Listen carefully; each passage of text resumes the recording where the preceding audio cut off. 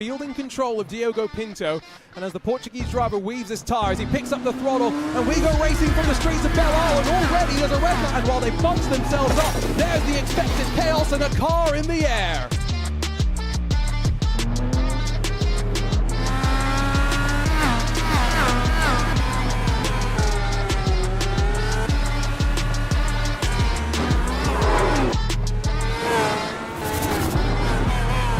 Traffic ahead of him. Oh my goodness, that was a big set.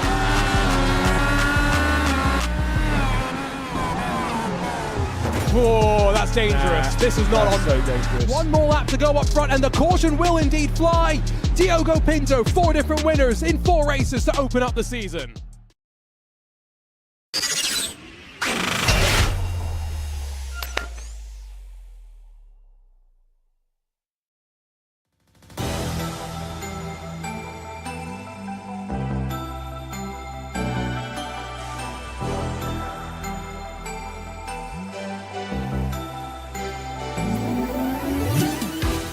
It's with championship stakes that the VCO IndyCar Challenge, powered by Open Wheels, lands in the city of action. And here on the high banks of the Auto Club Speedway, 150 laps of pure unbridled chaos with a championship winner going to get crowned. Hi folks, Arjuna Kankipati, joined alongside by Lewis McLean for one final ride. Lewis, it's been a fun summer to say the very least, and you and I, we've commentated on our fair share of races here. Phil Krause has got some worries as he got the rest of the pack lurking over his shoulder and a crown ready to potentially be his. Yeah, I mean, look, it was a pretty dramatic round. Obviously, last time at Elkhart Lake, and to be fair, it's been a dramatic championship thus far, and it all comes down to this finale. Let's be honest, if it isn't dramatic, we are all going to be very, very shocked indeed. It is always full of drama around Fontana. And, well, I can tell you from watching some of the practice, there's been some big crashes, hoping they've got that out of their system before we go racing. This is the season that has been. We had a couple of weeks between the first and second round, but then it's been brutal. And, Lewis, it's all run alongside the qualifying series for the IndyCar iRacing Butt Kicker Series as well. So these drivers have had their share of the Dallara IR18, but this is a track that I think plenty of experience has already been had as they get ready to go. Yeah, indeed. Look, it's all building experience, all preparing stuff. But let's be honest, they're probably not focused on too far in the future. Just qualifying, just the race itself. Got to get through qualifying first, of course, as always. And you've got to get yourself into whatever position in the championship you can. And remember, as much as we'll talk about the top 3, really, there are so many other fights to keep an eye on. David Toft, Diogo Pinto, there's 12 points between them, and then a further 6 back to Pablo Espes with Christian Hilgard in that mix. Top 10 in this championship get prize money. Both Alexander Van der Sat and Peter Berryman are missing this final race. Who can try and take advantage and work their way on forward? But Lewis, let's talk about those front 3. Krause, Costantini and Leo. It's a 30-point advantage that Krause has heading into this final round, and here's how the various situations play out. Because there's such a big difference between finishing first and finishing second, it's very much advantage Krause, and Costantini and Leo have it all to do. Yeah, I mean, look, Krause is really good on the ovals, so realistically, if he kind of sits somewhere inside, I'd be shocked if he wasn't inside the top 5, right? He's that good when it comes to ovals. Sure, maybe he might go on and win the thing, but that's probably got to be the goal for him right now, is aim for that top 5. Think championship, don't think victory in the round. That's where things can become unsettled. However, for Costantini and for Leo, it's win it or bin it. It doesn't matter. Like you've got to go for this. High risk, high reward. I'm looking forward to this. I did chat with Eduardo Leo last night. He was saying look for his updated Redline livery back in P last. I'm not sure if that's necessarily what I'm looking for here today. There's the look at the wall of drivers, though, Lewis, as they get ready to go. One driver still got to get back in his rig with qualifying moments away from getting underway. 10 minutes, they get the track to themselves, and 4 laps to get the fastest lap that they can. 35 drivers out of the 40 that are in this zoom shot will make it into the race. Yeah, what do you think the heart rates are looking like at the moment? Probably fairly low right now. And trust me, especially when they're approaching the last couple of laps of that stint, is going to be pretty high on the heart rate, as they'll be resting their way for track position to get into the race. And again, imagine for Costantini, for Leo, and for Kraus, where their heart rate is going to be going into the session. It's one of those ones where you just start shaking before you even get into it, before you even start turning the lap. 2 points for Paul as well, and remember, if Phil Kraus gets those 2 points, it very much helps him for both Costantini and Leo. They would love to get it, but I'm wondering what it's going to be like at the front. 2 invited drivers to talk about, by the way. Jason Brophy joins us in the private label team hype with Powerslide Motorsports number 88, and Brendan Lichtenberg, who joined us as an invitee at Iowa, raced last week on very short notice at Road America as well. He's back in the Team I5G number 10 machine. Going to be very interesting to see how they run, expecting them to be up towards the front. Yeah, I mean, look, these are the kind of days where you never really know who's going to be right at the front. This is so dynamic, and this is where those drivers that maybe haven't gone so well through the season, or maybe those that, like you say, are just jumping in for this round as a guest drivers. These are the kind of rounds where they can see themselves up towards the front. We're expecting a slight pack race thing. I think it's going to be a bit of a pack for the first couple of laps, and it's going to spread out because, as you can see there, Arjuna, it's a little toasty out there. Yeah, the weather gods have very much made this quite warm. At the early stages of the race, qualifying going to be quite scorching as well, and so as they crash down there on the apron, which shouldn't expect too many drivers to be down there over the course of the race. Expect that, though, to be something to keep an eye on. 38 laps the fuel window, 150 laps. Let's be honest, Lewis, we're expecting some cautions. That's how we'll know if it's a fuel mileage race or not. I will be unbelievably shocked if we get through this race without a caution. In fact, Arjuna, I will shave my head almost completely bald if we don't get a caution. You've got to get some today. I think I'm on the same page as you as we see the first drivers head out onto track. We've had we've had a caution every race so far this season. Only 2 at Iowa, though, the only previous oval round of the championship that we've had. Going to be interesting, though, with this qualifying session building, what the various teams have all developed in terms of qualifying approaches. Here, immediately out goes Danny Alves Lorenzo, who I think just missed the field at Iowa. What can he do to try and make the fast 35 as he runs his way to the line? Yeah, indeed. Let's take ourselves a look. I think we only had 2 at Belle as well, by the way, when it comes to the cautions, because there was one right at the start of the race and one right at the end of the race, with an apparent commentator's curse. Apparent. It's not. It's total rubbish. Dropping down then into the first lane, going through 1 and 2, which kind of makes sense. You do want to dip it down a little bit low. You'll see them run quite a bit higher up into the second and third lane throughout the race, but your qualifying line and your race line, 2 very different things. You can really work that front right. And so, as they try and minimize the distance down, using the apron as they cut to the line, basically ensuring, I think, it's a 1-lap run for most of the drivers. What's that going to be for Danny Lorenzo? It's a 32.820. Now, where's that going to stack up on the board? That's really the question as the rest of the times start to trickle on in.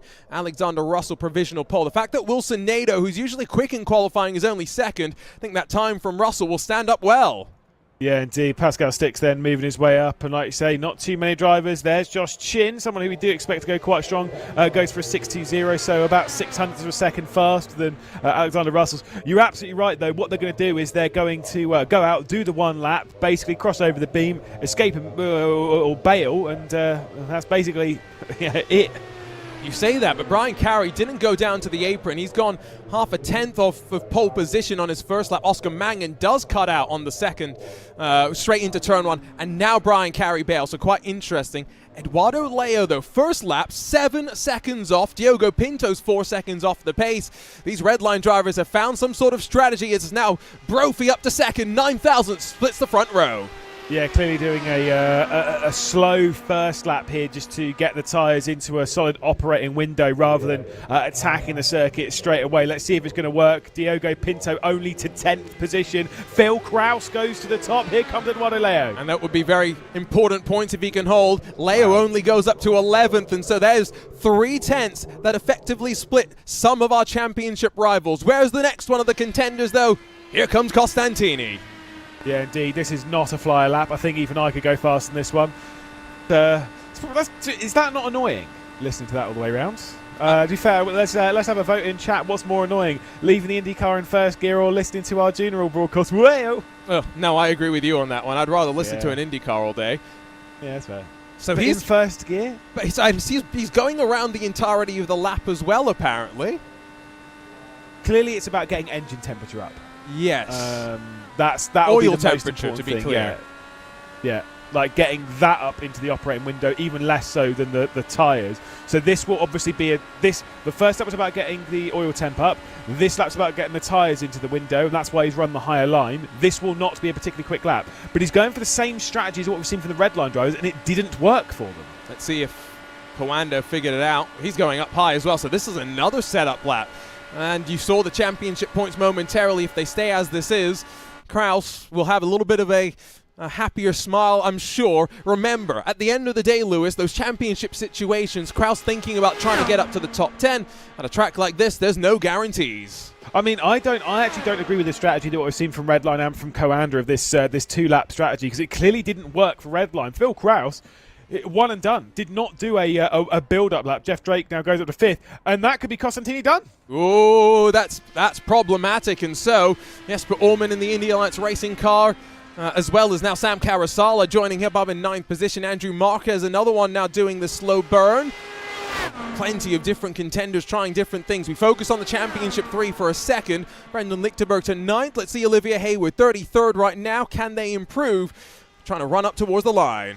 Now, obviously, let's explain this, because obviously in previous rounds where it's an open qualifying, so everyone's on the circuit at the same time as to what we've had in previous rounds, and we were in different groups and all that likes, and the bottom lot don't go through, the top lot do go through, but most importantly, you couldn't escape on the circuit in previous, because that's breach of the rules. In this, you can, I assume? Yes. No, they were all told, you got the track to yourselves, do whatever you want in qualifying. That includes apron, which they can't use that for the majority of the race, Lewis. The only time they'll use the apron in the race itself is Chad Simpson launches himself up to second, 4 thousandths off of pole. Only time they'll use the apron is coming to the checkered flag out of turn 4. Yeah, which, let's be honest, it's the kind of the one time where we're always pretty critical of people not lifting for yellow flags and stuff. Coming out of turn 4. Oh my goodness, that is a big hit on the barrier at T4. Yeah, coming out of T2 rather. Coming out of turn 4 on the final lap of the race is the only time where it's acceptable, regardless of what's ahead of you. You keep that throttle pinned, baby. Blake Reynolds has just jumped to 34th, so right in front of Brandon Roseborough, who's setting up for what might be his final run. He's found 9 thousandths of a second. That's not going to get him back up too much more position, so 30-50 stays right on the bubble, although Marquez has now dropped him out. Just Taylor yet to set a time. Less than 4 minutes yet to run. You know what I've seen that's very interesting is we've obviously had Phil Kraus, who's gone out, he's done his lap time, and then it's better. He's done his 32.6, right? He's just done a lap in first gear, as is what we've seen from Costantini, and what we assume is what's happened with the red line driver as well. He's done a slow out lap. So this is the build-up lap, getting ready for the final lap of his session, which is about to come up. Interesting for a change of tactics. So he set the banker lap, and he's now going to try and go for a big one. Let's see what happens. Costantini's got the pressure on, because right now he's on the outside looking in. 39th position, Michael Johnny as well. Gustavo Ariel's just gone to 35th, and he doesn't get another lap. So Barneveld, Reynolds, Hayward, Costantini and Johnny, some pressure on, and as the 66 breaks the line, will second in the championship still have some fight left in them? Yes, Costantini to 27th. That is not great, though. 27th, you are in the danger zone. What a dramatic qualifying session this has been so far, which leaves the championship leader right at the top of the session, brings it down to the apron. Is there going to be any improvement from Phil Kraus? 32.602 to beat. I think it's quicker. It certainly is. 32.5. Oh my days, he found even more time, half a tenth now at the front, and so pressure on the rest of the field. Chad Simpson now slowing down as he crosses the line, does not find himself, I think, with an improvement. It's still second though for the Satellite Racing number 42. That's a huge moment, though, for Phil Krause to have done the same strategy to what we've seen from the other and still, prove that it's quicker. I mean, that's just showing that Phil Krause is looking very quick so far this evening. Brophy's been pretty good in this session. Obviously sits less than a tenth off of the pole time, but who's got speed in them over this final moment? Who's got laps left? That's the important bit. I think for the most part, it's session done and dusted. Allman's got a chance. Alex Russell's just jumped up to 7th. Jeff Drake might still jump forward as well. Akabuizi's made his way forward from the back. I think we know who's going to miss out. Olivia Hayward, Michael Johnny, Blake Reynolds and Ryan Barneveld. Still with chances, though, down at the very back. Here's the look on board with Brophy. What can he do from 4th? Yeah, this is less so about survival for some of these drivers. It's more so about track position, especially for Brophy, who sat there in 4th position. A little bit of understeer. It's a little bit tight there down on the exit of 4 as he comes up towards the line. Let's see what the number's going to be.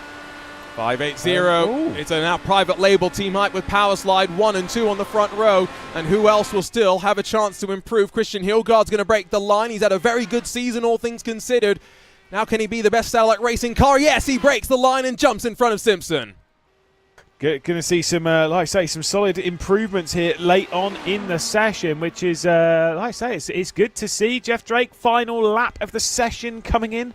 Let's see if there's going to be any improvement here. Currently, like you say, sits in the 6th position and 10th off pole. And we've seen the improvements coming in late in the session. Wonder if it's cooled down slightly. And it's all about understanding in this 10-minute session when to run. And I think the 4 that had some laps down the back have not all improved, but Olivia Hayward has to 33rd. Diogo Pinto's in 35th. Redliner struggling. Jeff Drake to 4th. Here comes Hamilton Akabuizi, one final driver to the line.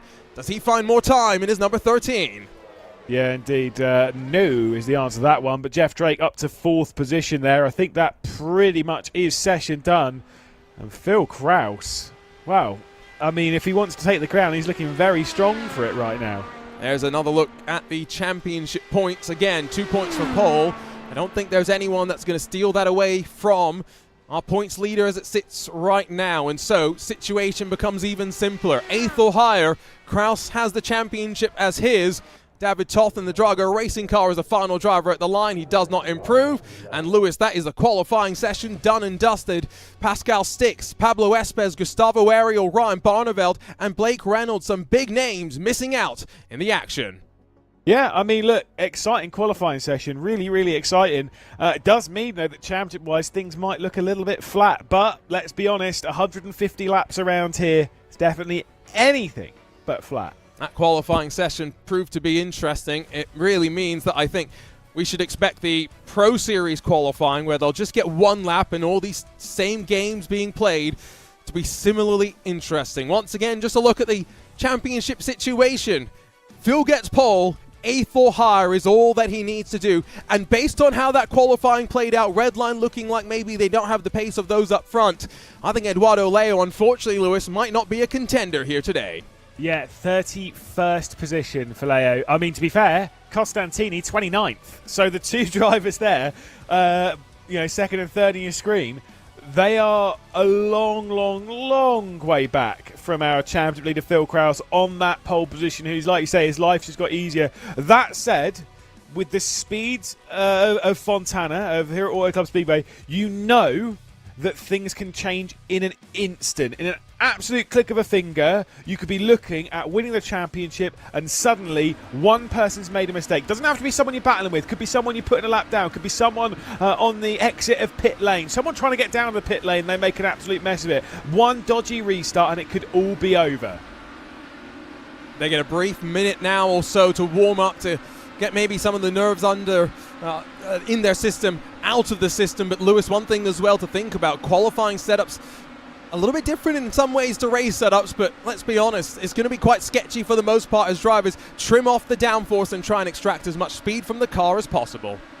Yeah, like I say, it's going to be interesting to see what people are going to change, how people are going to decide to work their way through it. I mean, I'm very. I always like a race around Auto Club. Same as obviously with Michigan in that sense, because the race is completely different to qualifying. Just because you've got a quick car in one does not mean you're going to be quick in the other. No, absolutely, that is definitely the case. As these warm-up minutes count their way on through, let's just again show you those weather conditions, what exactly we are talking about, because I think tyres and fuel going to be a big talking point over the course of the day. 51 degrees Celsius. What does that work out to in the alternate units? I've got to go and Google it. 124 Fahrenheit.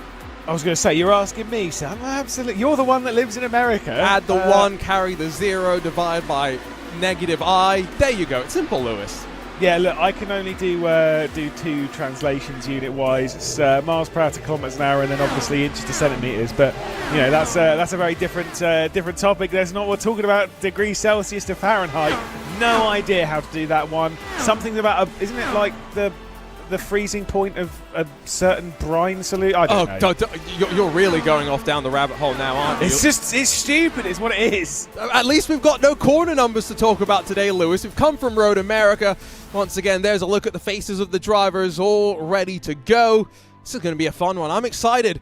Last time we were here, technically with the ISOWC in 2021, Christian Steele, who you can see bottom right or so, he was battling to the line with Valtteri Landa. Things went wrong. Who came through? Andreas Eick to take the victory. Could we see something similar? I don't know if Steele's hoping so. Yeah, I'm pretty sure. I hope very much not that to be the case. Look, again, that came down to a late restart. If I remember, was it a late restart? Or was it just racing towards the line? I can't remember. They were 3 wide with Josh Chin at one point. That's all I remember. I can't remember. I just remember it being chaos and it coming down to the very, very last moment. And that's what I mean about this is you've got to be playing the race like you would do at the Indy 500. You know, if you've done anything like that, it's the first 140 laps of this race are just survival. Just keep the car on the road, then you go battling for 10 laps. That sounds boring. Trust me, it's anything but. And so let's get ready to rumble. 150 laps here from the Action City. And it's Phil Kraus, championship leader, 2 extra points to his name, and now knows an 8th position or higher is enough for him to be crowned the 2024 VCO IndyCar Challenge King. Jason Brophy, his teammates alongside, what can they do to try and work together with Hilgard, Jeff Drake, and then Chad Simpson and Josh Chin? 58 thousandths covering the front 6 positions. Go back to 7 to find Alexander Russell alongside Hamilton and Carboisi. Identical lap times between the two of them. And then Jesper Orman, Brian Carey on the edge of the top 10. It's Brendan Lichtenberg and Sam Carousel at 11 and 12 positions. 13th for Wilson Nader with Jacob Oser rocketing alongside him. Oscar Mang and Luis Nunez in the heart of the pack with Brandon Roseborough and Christian Steele 17th and 18th positions. Michael Romanidis and David Toth bookend your top 20 with Danny Lorenzo, Andrew Marquez and Matt Taylor, and Blaze Andrich the rest of the top 12 starting rows. Then you get back to those drivers that are going to really be struggling in the early stages with the dirty air. Johnny, Ross, Munoz, Dance and Costantini. What can he do having to work his way forward and a win really on the cars in his championship hopes? Julian Alteno finishes your top 30 with just Eduardo Leo, Lucas Lodato, Olivia Hayward, Adam State and Diogo Pinto. 35 drivers strong, ready to rumble for the 150 laps. Lewis, I've got goosebumps in many ways. It's been a while since we've had these sort of championship stakes. I think Phil Kraus, though, might be feeling the weight of expectations. It's how he deals with it right now that will define his championship hopes. Yeah, exactly. Got to bring this home now. Just got to focus on getting inside that top 10, or rather staying inside the top 10. He's starting from pole position, for goodness sake. But, this is one thing that he will be aware of as much as everyone else, is this race can be won from any position on the grid. From first place, from 10th, from 15th, and yes, even from 35th. Anyone can win this race, especially at this skill level. You've got to survive, and Kraus will know that better than anyone else. And it's a long race. If we get some green flag pit stops, that's when potentially the field will start to stretch out just a little bit more. Lewis, it's time for me to put you on the spot though. Who wins this race? Let's not talk championship. Just throw your number out there. Random number generator. Well, you know I'd want to pick the 78, but there is none. So, true. And I'm going to go Jeff Drake for no reason that might be number related. Nice. I see where you're going with this one. I don't know. I think maybe Jason Brophy could be one to watch at the very front of the field. I think one thing that we know for sure, cautions are to be expected at some point. Might be at the front, might be at the mid-pack. How many cars get involved? How many cars will be left to fight at the very end?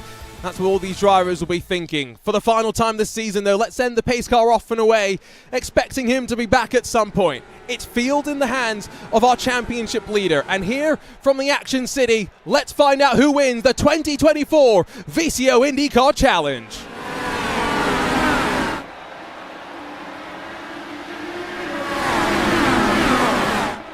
A bit of a check-up further back as cars start to stumble over one another, but they launch themselves into turn one. Couple of cars poking their way out 3 abreast, about 15th position on back, but teammates up front working together. Jeff Drake, Phil Krause and Jason Brophy, along with Josh Chin, 1 through 4.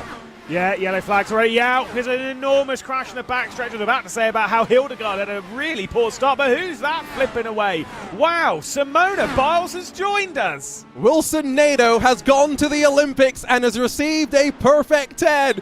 Jacob Oster tangled up as well, and well, we couldn't even get down to turn 3 before we slowed things down for the very first time.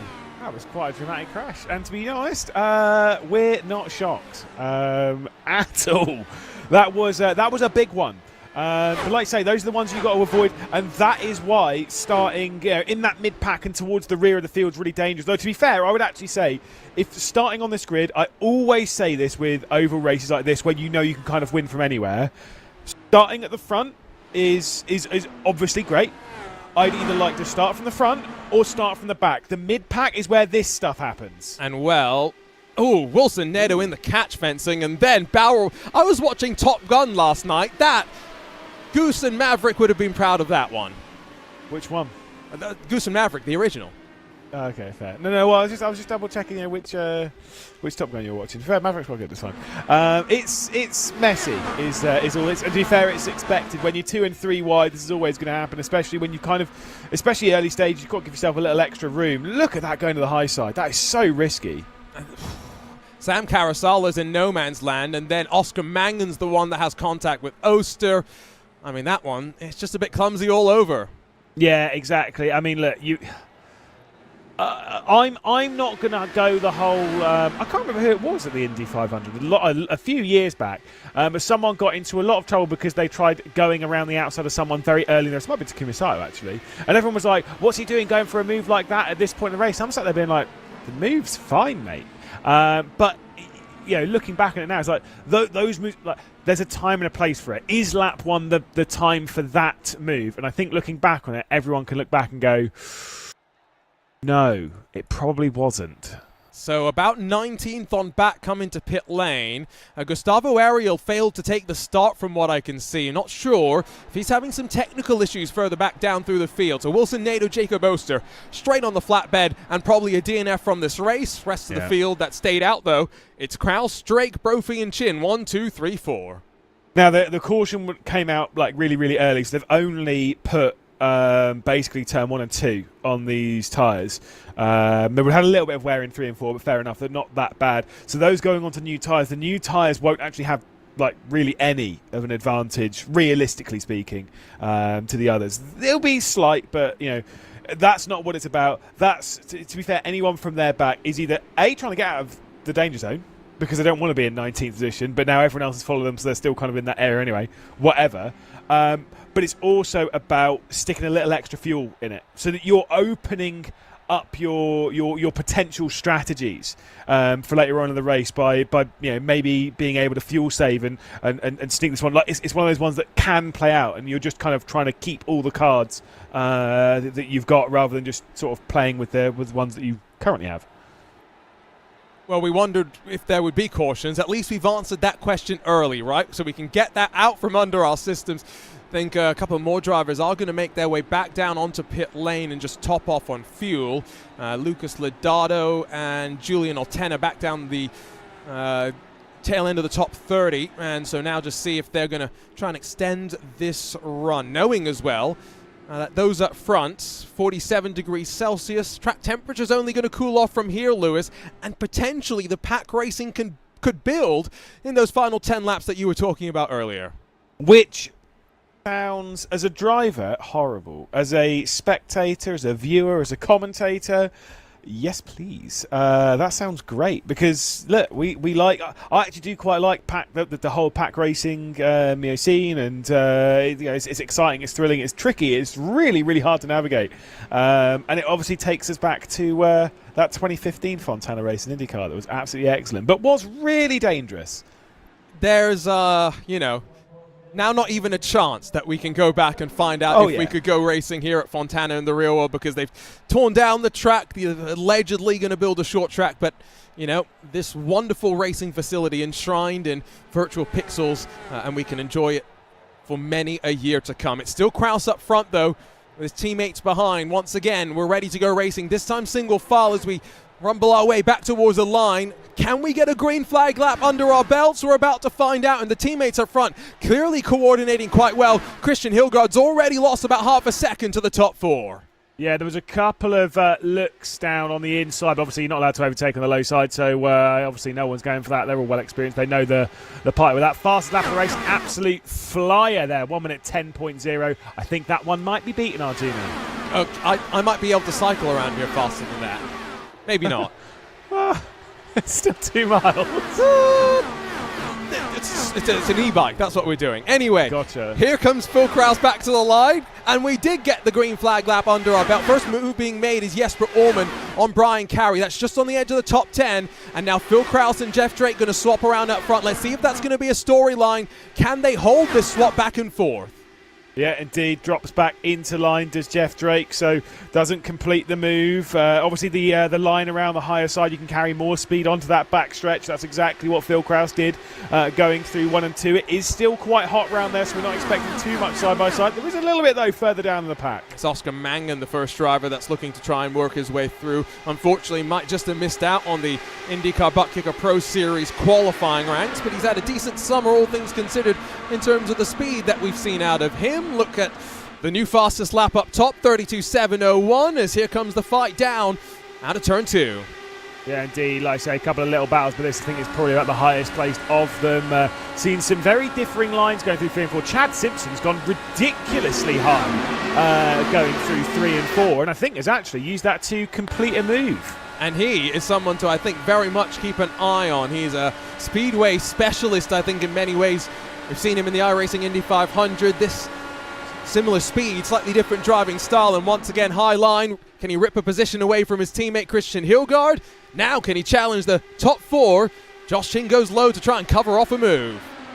Yeah, indeed. Well, like I say, a couple of switches a bit further down. Diogo Pinto and Luis Nunez, who had the fastest lap a couple of laps in a row, to be honest. Having a little bit of a battle as we're seeing this one. Josh Chin staring back at Chad Simpson, thinking about which way to go. Phil Kraus is on the high side, going down to T1 as well, as Jeff Drake once again takes a look to the inside. This could be the move, though. That's a big slingshot. Slides his way up out of turn 2, and it is new race leader. It's Jeff Drake in the 69. Now behind, Chad Simpson got a great run off the corner, and once again, high side works for him. He's up and broken up the stranglehold of teammates up front. Meanwhile, Jeff Drake has dropped back in line, so not quite sure exactly how this is all going to work out, but I think one thing we know for sure, as much as it's not a pack race in the traditional Fontana sense, they're very much keeping each other close. Yeah, certainly so. Really close as well, I think, between Christian Steele and Oscar Mangan going out, as there's the switch for the lead once again. Straight to the inside for Jeff Drake, so Phil Kraus, the outside, will carry more speed in the backstretch. We'll also say, note from race control. Bingo, there you go, you're good at this. Xavi Ross is the driver who currently running in, 16th position. He was might be a little bit further down now because he's coming to survey drive-through. And also, something else to keep in mind, Hamilton and Carboweezy, 10-second time penalty at the end of the race, missing the driver's briefing.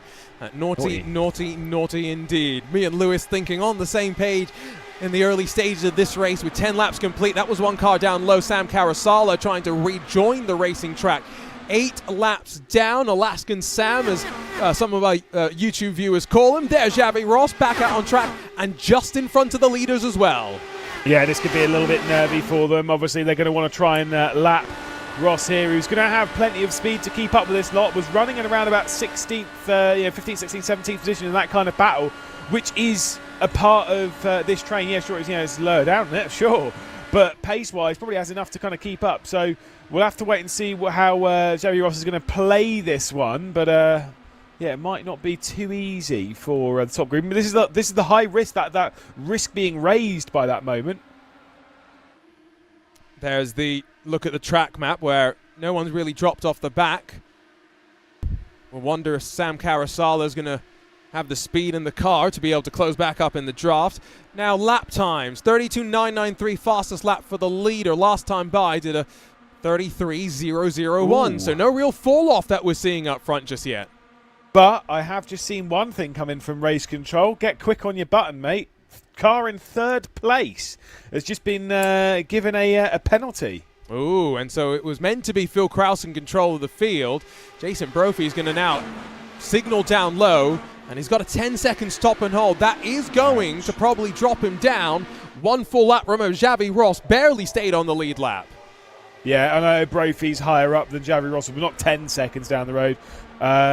So, yeah, that is almost certainly going to be a lap drop from Jason Brophy.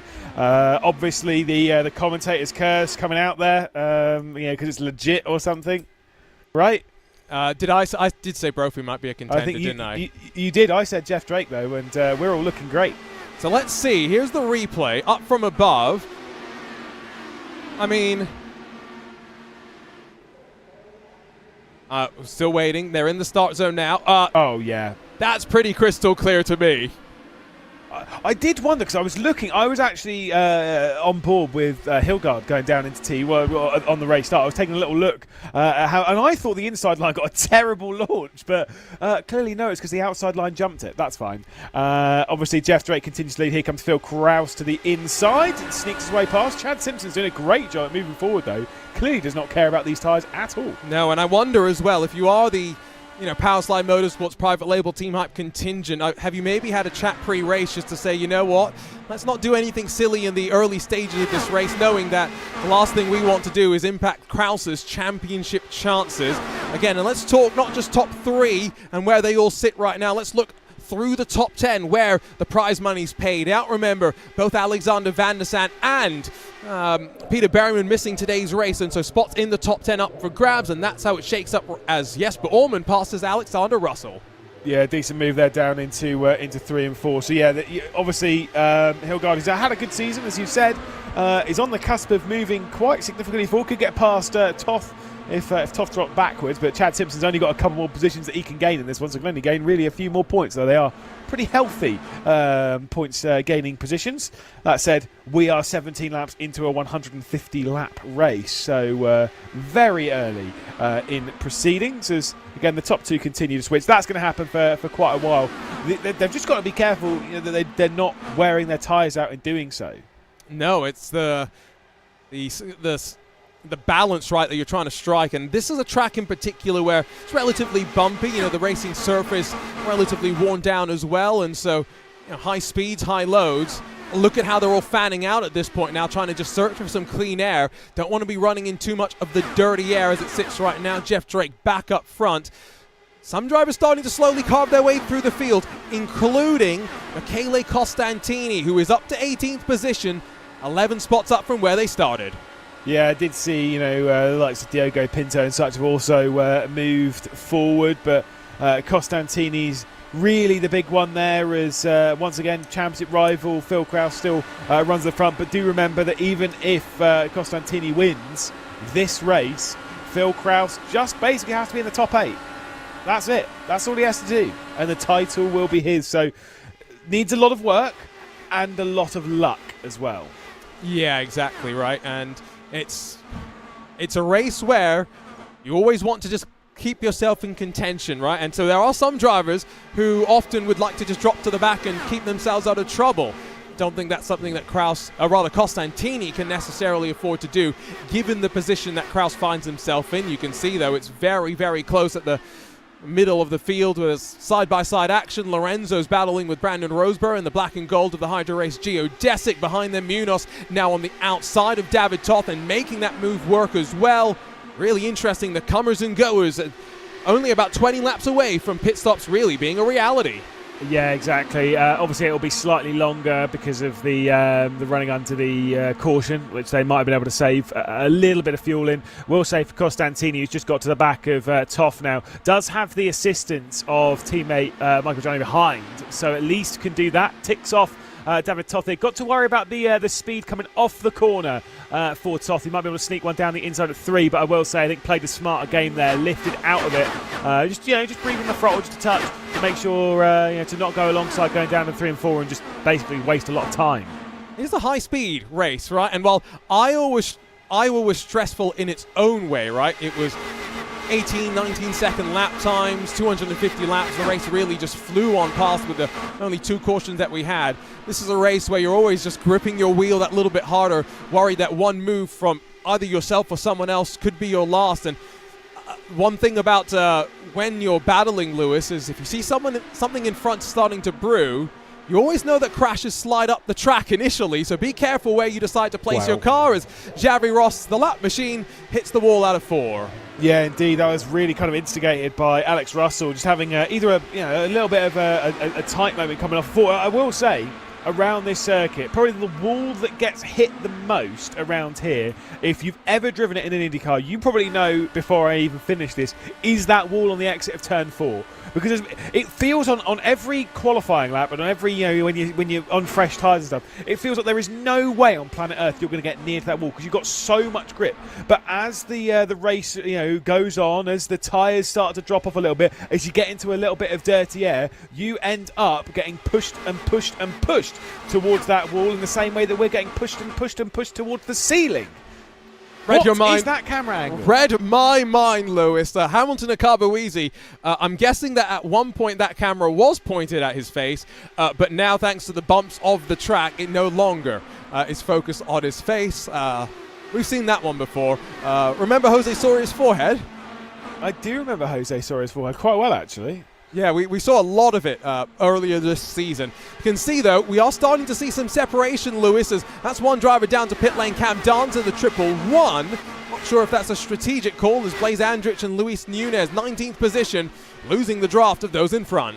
Yeah, I can't imagine it's going to be a particularly great strategic call. But then again, maybe it's coming in now, getting on some fresh tyres, trying to undercut the group, and then potentially going after a caution or something like that where you can maybe jump off that strategy and kind of make some things work. Who knows? It's so hard to run a strategy around here. I mean, my time watching the eNASCAR Coca-Cola iRacing series and even doing IndyCar stuff myself, getting the strategy right in a 150 lap race is almost impossible. You can't get it right. You just do the strategy and it's either right or wrong by the time you get to the checkered flag. There's no real way of knowing right now. And so Dance leaves in the Orbit drop bear car. Now, one thing that I did note is a lengthier pit stop than maybe normal, 13.7 seconds. So assuming a front wing change or something there for him. Must have hit the wall on 4. You can see how high Javi Ross is going there. I think it is. He's just getting a huge amount of wash on the front, especially if you've been running in some fairly clean air and then you jump in straight behind someone. The grip difference is a joke. And it's why you'll see a lot of drivers taking completely different lines going through 1 and 2, and then, of course, at 3 and 4. You'll see those taking the high line. You do not want to take the same line as the car ahead of you. Problem is by the time you get into the corner, you've already kind of committed to the line that you're going to be on. And if you've committed to a higher line and the car ahead ends up committing to the higher line as well, you end up in the barrier. What a description. And David Toth, Cam Dance, they both hit the wall. You described that, Lewis. I'm good, mate. I am good. I've been here. It's because I've done so many races at Fontana in Michigan. I can promise you, I've hit every barrier around here, even the ones you didn't think were possible to hit. I've hit them. You've hit every inch of the barrier as well. Specifically, is what you mean, right? Absolutely. Honestly, all of it. Yeah. I've done quite a lot of races around here. I really enjoy Fontana. No, and you've done it on a fair share of platforms as well, and so... Actually, to be honest, I avoid it on other platforms other than iRacing. This is not me being an iRacing. What's it called on other platforms? Apple City or something, isn't it? Oh, Apple Valley. Apple Valley, that's what it's called. Not Gobbler's Knob, that's for sure. Phil Krause won it in the I can't remember what it was called actually. One IndyCar thing that Cam Roger used to run. Formula Sim Racing? No, it was Formula Sim Racing, but it was like the race Indy Pro. Whatever. Oh, okay. This was like peak COVID. There's a really good montage made by someone really cool of that season. Okay, gotcha. Just saying. Trio of satellite racing cars, by the way, kind of working here together on Christian Steele as Simpson, Hilgard, and Russell outside. Oh, and contact between the teammates. Hilgard gets rear-ended by Russell. Now there's front wing damage for sure on that 27. Does he come down to pit lane? It kind of got to. You cannot survive round here without a front wing. If your front wing is damaged, if the right side of your car is damaged from hitting the wall or whatever, you've got to come down and you lose so much time. It may not feel like you lose that much time initially, but over the entirety of the stint, you lose so much because the tyres will just wear and wear and wear far more than they would do normally. It's iRacing magics itself back on there. You remember Jose Soria? He had the bad luck, didn't he? He had the good luck where his front wing kept coming back on. Wonder if Alex Russell's had the same thing. Brendan Lichtenberg almost runs over Xavi Ross there. Yeah, this is. I mean, it is easy to do, right? That is the important bit. It is very, very easy to do this whole tripping up over some of the other drivers that you're battling with. It only takes one mistake, and these things happen, so quickly. You got to remember these cars in a start-finish straight here. They're doing 360, 370 kilometers an hour, whatever that is in old money. I don't care. Metric is the unit for motorsport. I'm just going to stand by that one. I don't have to worry about being on the commentary team. It's fine. No. We have decided the unit of measurement is metric here, so don't worry. You're on the right side of this discussion.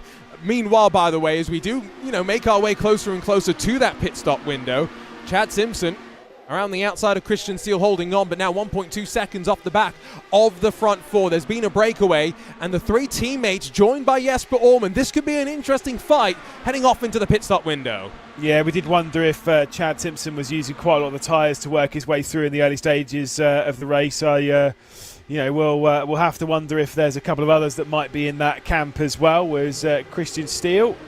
It's not Christian Steele, it's Phil Krause and it's just because of this check, it's fine, I'm blind. Phil Krause and Jeff Drake. Once again, they've been switching over all stint though. It must be something to do not only with fuel mileage but also with tyres. It's the swap draft working very, very well clearly now as this race has stretched on out and they continue to do so. Meanwhile, Michael Romanidis, remember, he's making his way up into the top 10 in the championship quite well. There you can see tied with Pablo Espes right now. We'll go to the tiebreaker, which this live point system does not compute. So I wonder what the final tally will end up being. I don't think these points by any means done and dusted, except with one driver with now 34 laps complete, feeling pretty comfortable up front. Yeah, I mean, look, Phil Krause is in an unbelievable position at the moment. Obviously has plenty of assistance as well, but he's just in a comfortable spot. And, it's almost at the point now, right, where to a certain degree, it's a little bit out of Phil Krause's hands. He's at the front of the field. There's nothing more he can do. And to be honest, if he finishes up here, regardless of what happens, he's going to win the championship. But still, why would you have a headset around your neck? That's what I want to know. That's what I'm wondering here. Does he have speakers and he just needs a microphone? Surely, but that is that ain't it, Chief. That is Jeff Drake, by the way, bottom left of your screen. Yeah, he's having to go hit a button to talk to his teammate as well. Look at that. Yeah, he doesn't have one on his wheel. This is wild, and he's got an enormous chair. The things we learn by using people's cameras. Isn't it great? It's a little bit spotty, but that's fine. It's fine. Obviously, no, Jeff Drake. Fair enough. Chad Simpson might have been a little bit too high there going through four. I don't think he hit the barrier. I'll have a look. Yeah, that looked a little bit close for comfort. I mean, at the end of the day, Lewis, let's just go private eye here on RaceBot TV. Once in a while, live on VCO Esports, we can sneak a peek behind this curtain. Wow! Now, who was oh, my days. That's Hamilton Akabuizi, and that's surely going to be a caution. Yeah, but it might have to be a manual one. Might be able to roll it back around. Yeah, because typically speaking, are they all automated cautions here, or do we have them manual from race control as well? Race control could throw a caution, but I mean for this one, given that he's been able to roll it back around, no one's coming around, I think we'll get this one actually staying clean and green. Yeah, normally if you're in an actual race by yourself, that isn't a caution. because the crash has happened away from the track, and with how, I mean, don't get me wrong, his race is done, which he was kind of done in the area of the 10-second time penalty or whatever, but you can see a little bit of a swapper, and it just kept going. It's the second and third stabs there. He's keeping it pinned. He's trying to carry the speed out onto the backstretch, and a couple of easies just probably asked a little bit too much of the rear tyres. But because the crash has happened inside and well away from the track, we're still fine. And because he was running at the basically front of the group that's trying to chase down your leaders, the gap's opened up slightly now as well. So lap 39, we're into the pit stop window. So Akabuizi's crash actually timed somewhat nicely because everybody would have come down, and here come your leaders. So Phil Krause, Jeff Drake onto the box. Yeah, it's like I say, could get a little bit busy here, but then to be fair, a lot of those drivers, like you say, like Phil Krause, like Jeff Drake, they're probably more jumping out of the train like early. Whilst we'll see probably everyone else coming in next lap, they're more just trying to let's get out of the group, get out of the chance of maybe finding themselves in this group. This could be their chance of actually breaking clear of the group as a duo. Let's see if they can work together. Is the undercut or the overcut the play with these cars? Remember, they'll be light on fuel. Tail end of the shot, you can see Jesper Orman is coming into the pit lane, followed in by Christian Steele, but Josh Chin's gone long and he's now running by himself. So as off and away, Krause and his teammate Jeff Drake work after swapping positions. A very, very good pit stop window there from Phil Krause. They're going to rejoin. Yes, technically a lap down, but waiting for the rest of the field to come down to pit lane. But what are the points now, Arjuna? What are the points now? Do you want to know? I'm just curious. It'd be funny, isn't it? He's still in. Oh, he's still winning comfortably. No one's shocked by this at all. That's how good Phil Krause has been this season. It's been a great season from him, hasn't it? Top fives across the board, the one win as well. And the thing is Costantini's been all right this season, but there's just been too many issues late on. Like, look at Road America, look at Belle. It's running fine, and then some front wing damage late on completely turns the entire race on its head. Romanidis here looking for a move. And of course, with Costantini, did get slightly compromised by the way the caution played out at Road America as well. Yeah, absolutely. That was a turning point in the season, and we cannot forget about that as well. So, you know, going to be interesting going into the Pro Championship, exactly how things will sequence on out. Now, these drivers have gone long. Remember, there was a handful of drivers that came in during the caution period as well. They will cycle to the front, and we'll see what happens when it comes to the cycle of pit stops now, because Krause, Drake, Orman and Steele alongside one another having pitted. Still waiting to see if Josh Chin at the very front of the field will come down onto pit lane. He is coming down this lap, is Josh Chin, because he's posted in chat, in game, I am having a pit. It's a great pit message, isn't it? That is up there as one of the best. Diogo Pinto's is so boring. What's Diogo's? Pitting in Diogo. Oh, that is quite boring. Anyway. So boring. It is just Romanidis, Hilgard, Simpson, Mang and Carey, Roseborough and Lorenzo drivers that have yet to come down pit lane today.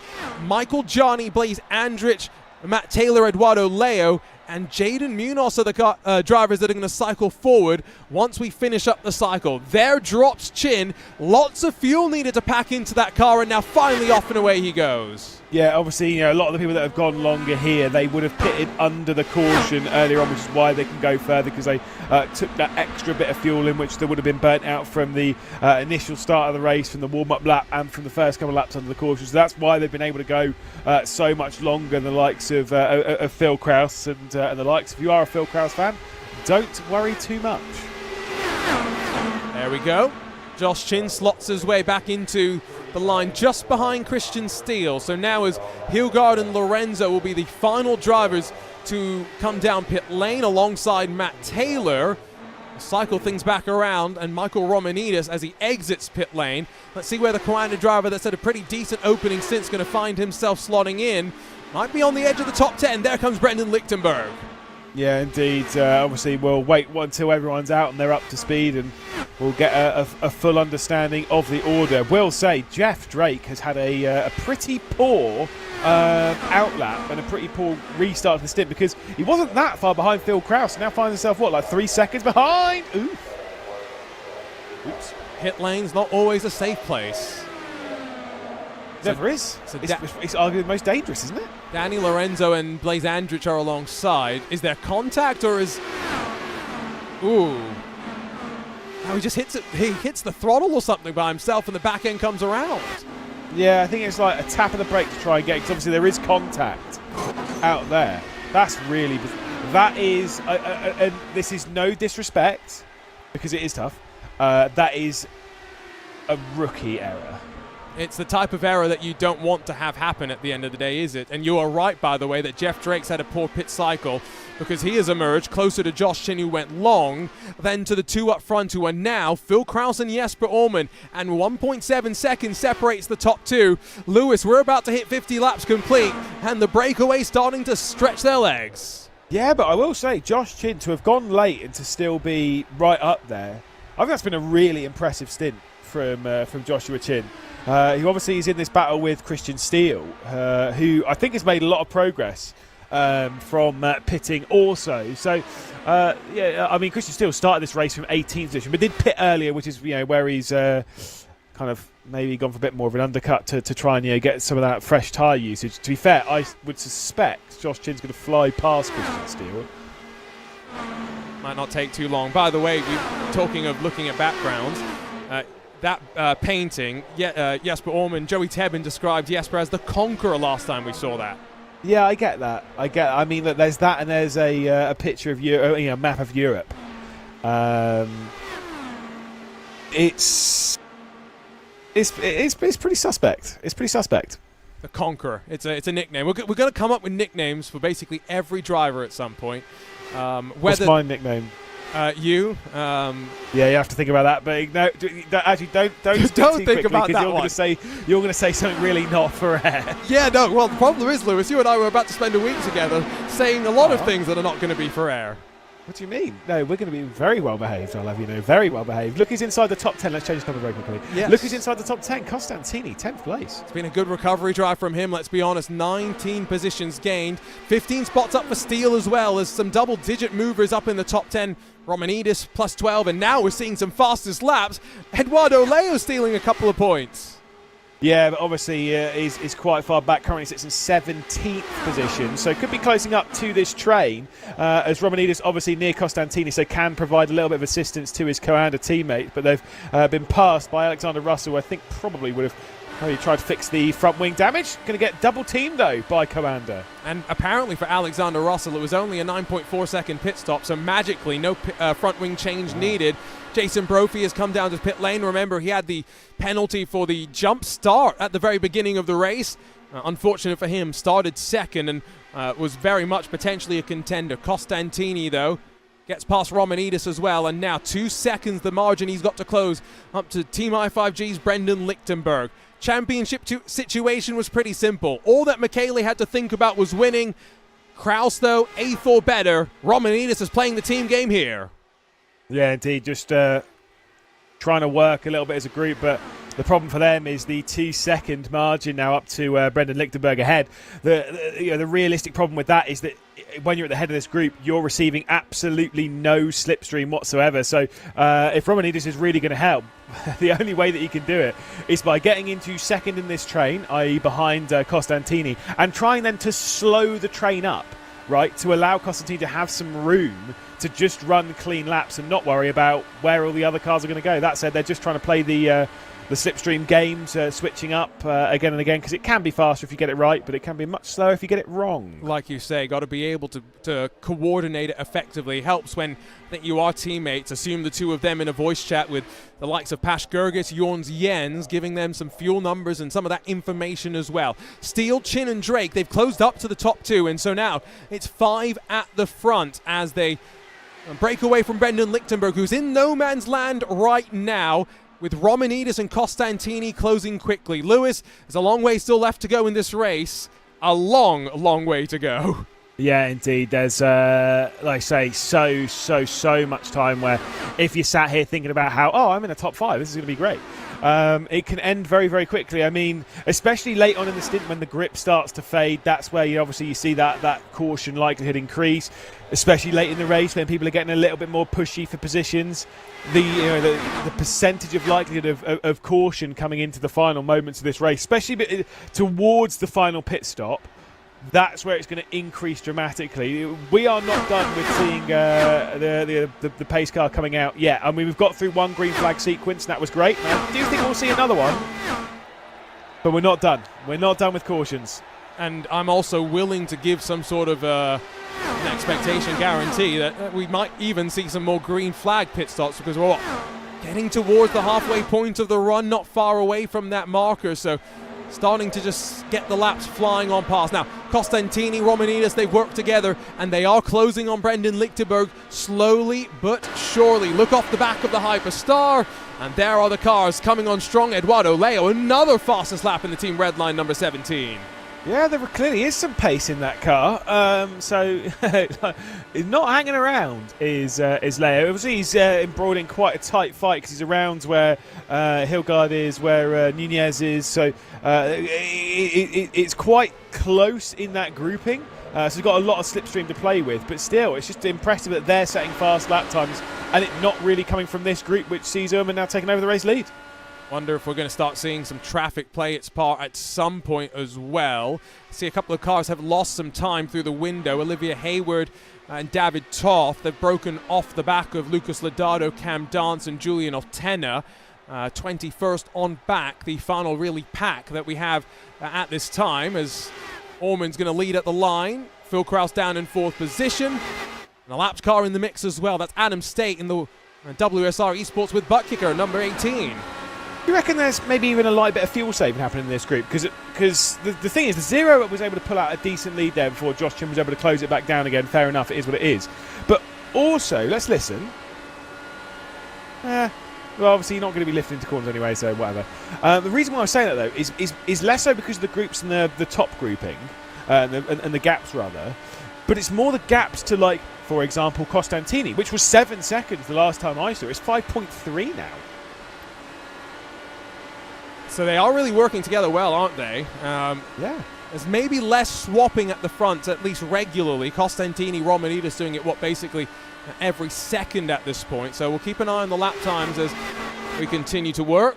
There's a look, though, at Danny Lorenzo down low, trying to battle with Chad Simpson. Now, remember, Simpson had that bit of contact, or rather, Russell had the contact with Hilgard.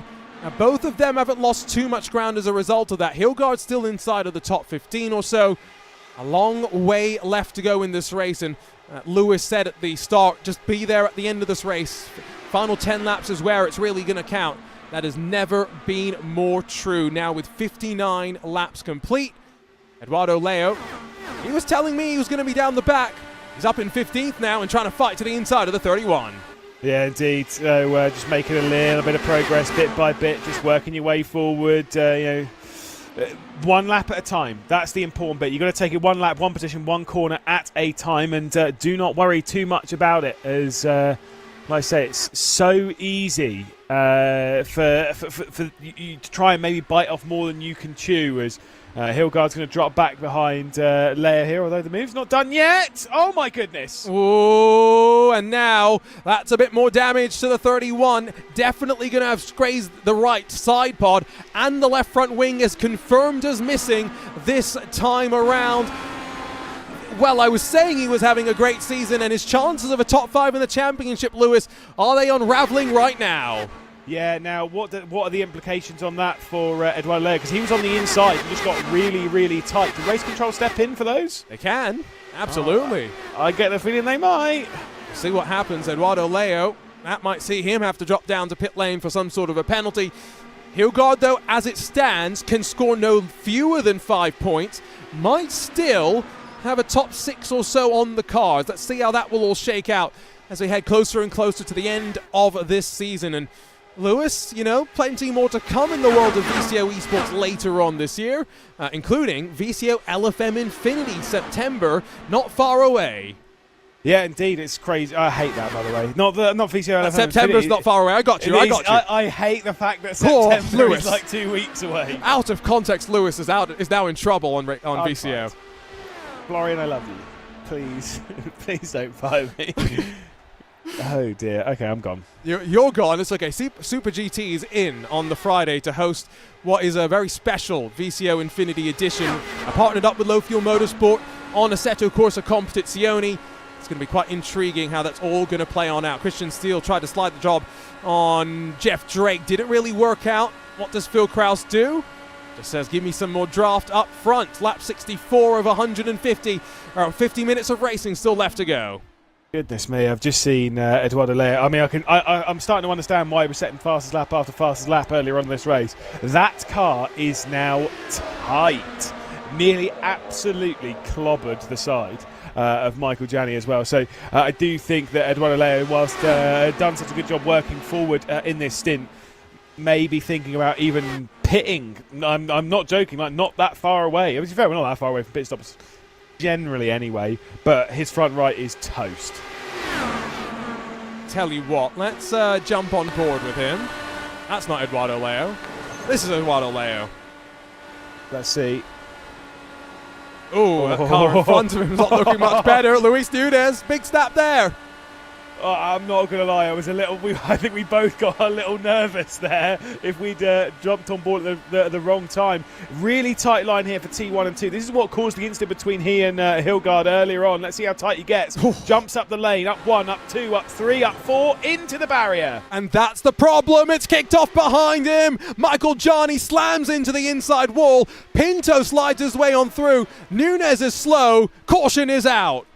Just as Costantini got towards 6th position as well, so that move's just happened. This could be big for the championship, at least his neck of the woods, and I think he's going to have to get it back to Romanidis just because of when the caution came out. Can I just say that going into turn 1, I was saying about how tight that car was looking, that was arguably one of the most predictable crashes I have ever seen. I mean, you were calling it. You called it. I'll give you the credit there, Lewis. That's not a commentator's curse. That's the commentator prediction. It's just, whoa. It's just, if your car is that tight, you can't take that inside line. What's the point in making it 3 wide there? Right, so Michael Janney's the one that's got the face full of dirty air. He hits the wall. Yeah. Luis Nunez, I mean, that's a broken left, right rear, whichever one it was. Yeah, I mean, the crash behind, that is definitely not Eduardo Leo's one, right? That's just a crash. It's a racing incident. They're all up in the barrier. I mean, look, they're all basically hitting it at this point. But it's just like Leo hit the barrier, right? Because you're taking that super tight line, and there might be some damage repair. Hopefully, they can get it fixed, but if there's suspension damage, they're not going to be able to, as basically everyone comes down to pit road. Yeah, I'm not expecting anyone to try and do anything wild here. It is logical that you'd want to come in nearing the halfway mark of this race. Second caution of the day, not the second crash of the day, though, by any means. Remember, Carbowiese also DNF alongside Wilson Nadeau, Jacob Oser and Blaze Andrich. The 35 starters now whittled down to what seemingly might be 27 on the lead lap after a couple get a lap back. Race off of pit lane. Chin versus Krause. It goes the way of the 93. Krause slots into second, Orman third, and then Jeff Drake fourth. Those starting spots for Krause, really important. Remember, he was at the back of the pack initially, but leapfrogs his way back to the front. I think a little jab of the brakes late on from Romanidis as well allows Costantini to actually take 6th position. That's a little bit ominous to see the 66 in 6th, but yeah, that's fine. Yeah, if you believe in the commentator's curse, that might be making you feel a little bit unsettled right now. That's fine. But I will say, again, I was keeping my eye on the pit stop time for Eduardo Leo. No different. Absolutely fine. That I think he's got away with. I think he's absolutely got away with that. Because he did hit the wall. How? That's all I have to say. That is quite remarkable. Last pit stop times popped up on the left side of your screen for a moment. So, let's talk championship once again, shall we? Remember, it's quite simple when it comes to Phil Krause's mindset after grabbing pole. 8th or higher. It's really, though, Costantini who's worked his way back from 9th position or something, up through the field, and now very much in contention for a race win. I think it's been an incredible opener to the race for Costantini, and also the important bit now, because of when this caution's come out, and the fact that everyone's come in, they've got a fresh set of tyres on, they've got themselves fueled up, which means that at this moment, outside of potential damage that we don't know, everything is equal, which means that Costantini has put himself back in contention for the championship after an excellent opening stint. Now, we shouldn't really be shocked knowing his track record, but it is still an impressive stint. 100%. And it really gets me excited as well, knowing that the Pro Series, Lewis, it's a 10-round championship, 6 road courses, 4 ovals, and as Diogo Pinto has said in interviews in the past, there's going to be no hiding. So the likes of Team Redline, that car that's struggling, when you compare it to the balance that Coanda seem to have on the ovals, the pace that, Phil Krause has brought over the course of the season, this IndyCar season has been IndyCar summer has been great, and it will continue for the rest of the year. Yeah, it is good to have this position on iRacing again with all the Indy cars bouncing their way around. It's a lot of fun to see, and like I say, got an exciting little future ahead. Got an exciting future very few seconds away as the race is about to get back underway, Arjuna. And so let's turn up the sound of the engine. 69 laps about to be complete. That's nice. Let's see what can happen up front. Private label team hype 1 and 2 with Jesper Orman, Jeff Drake, Christian Steele now joined by Costantini and Romanidis. It's going to be a hold from your leader. And now, punch the throttle, and a great jump. Orman caught slightly off guard. Can Jeff Drake take advantage as they launch off to turn 1?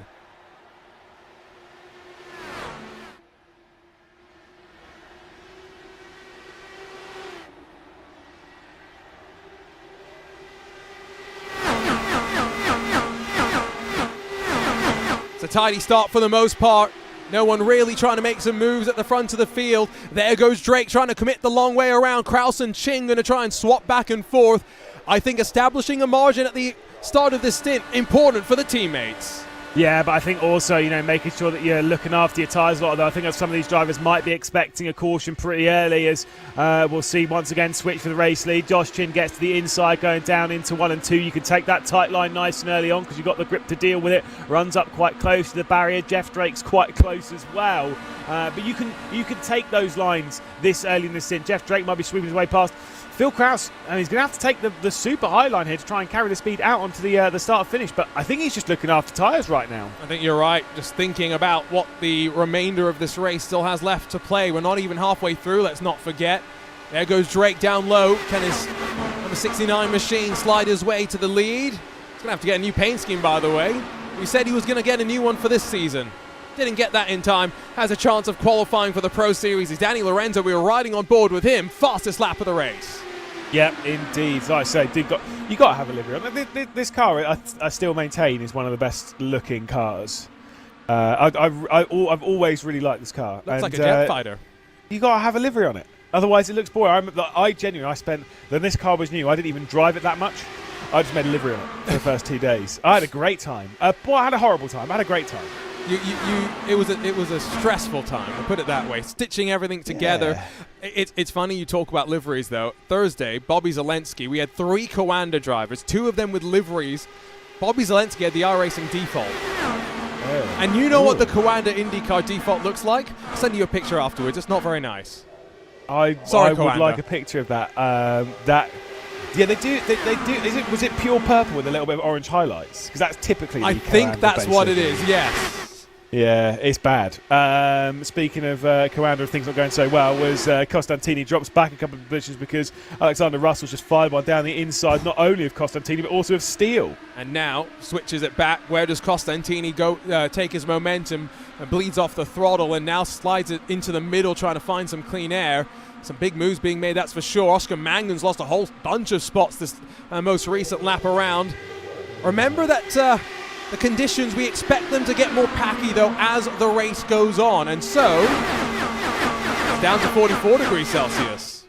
Yeah, it's, like I say, just dropping off a little bit. Nothing too major, but still it is dropping back just a touch. But I don't know. I don't know how much that's actually going to come down, more from here. Halfway through the race, it's dropped down, like 5 degrees since the start of the race, 4 or 5 degrees since the start of the race. And I don't know how much more it is going to drop back from there. But alas, we'll have to wait and see, won't we? We've still got half of the race left to deal, because halfway is done. And now on board with Alex Russell. You were saying maybe expect an early caution on this restart. The way they're racing, would not be surprised if that is what many of them were indeed thinking about, because you could split 24 cars by 4 seconds right now. That's quite crazy about how close to one another they run. 74 laps left to go at the line. And once again, championship situation. Top 10, all in the prize money. Michael Jani currently just about holding on to 10th position. Christian Hillgard just about holding on to 6th, even after all the struggles today. Yeah, and the BS competition there of Daniel Alves Lorenzo was just about holding on to the track, nearly touched the apron with the left side tyres as well. We ride on board with him now, and you can stare forward to see Josh Chin going to get dropped back a little bit, using a lot of speed at the moment, a lot of tyres. I can see this car dropping backwards as the stint rolls on if he's not careful, just by using far too much of the tyres. Look at how far back Phil Krause has dropped to 9th position. This is the race we thought it might be if they weren't careful. It is a pack race, and so this is all about patience. 10 cars separated by 1 second over the line. And I mean, that shot from Barney's perspective showed it all. There was some 3 wide thrown into the mix there. And if you're Krause, I think they're just trying to drop back and stay out of trouble. But remember, if Costantini can get to the front, as it stands right now, he would also need to grab some bonus points. But there's a situation in which there is a championship heading the way of Kawanda rather than to the private label Team Hype contingent. And it's a championship as well that, knowing how that last round at Road America went for Costantini, he came here knowing it was all basically up against the wall for him. Now Chin alongside of his teammate Krause. What can they do just on the outskirts of the top 10? Yeah, like I say, I mean, look, for Phil Krause right now, the worst thing to do is to worry about where Costantini is and where Eduardo Leo is, because Leo's just behind him, literally just behind him. That's fine. Don't worry about that. Worry about your own race. Worry about your own tyres. Worry about your own strategy. Play the cards the way you know you've been. The thing is, though, is by looking after your tyres, when you're in the middle of the pack, sometimes you can feel like you're looking after your tyres really, really well, but you're actually not, because you're in the dirty air. The best place to be to look after the tyres, right at the front of the field. And fuel saving, I think that might be something as well that's starting to creep into the mindset for the drivers. It's now 24 cars covered by 3 seconds, by the way, so we've managed to compress them by about 25 or so %. My word, Alex Russell's going to lead. And remember, there are 2 bonus points for leading the most laps, and we've only just crossed half race distance. There was a lot of swapping initially, so I'm not quite sure who's got the 2 bonus points.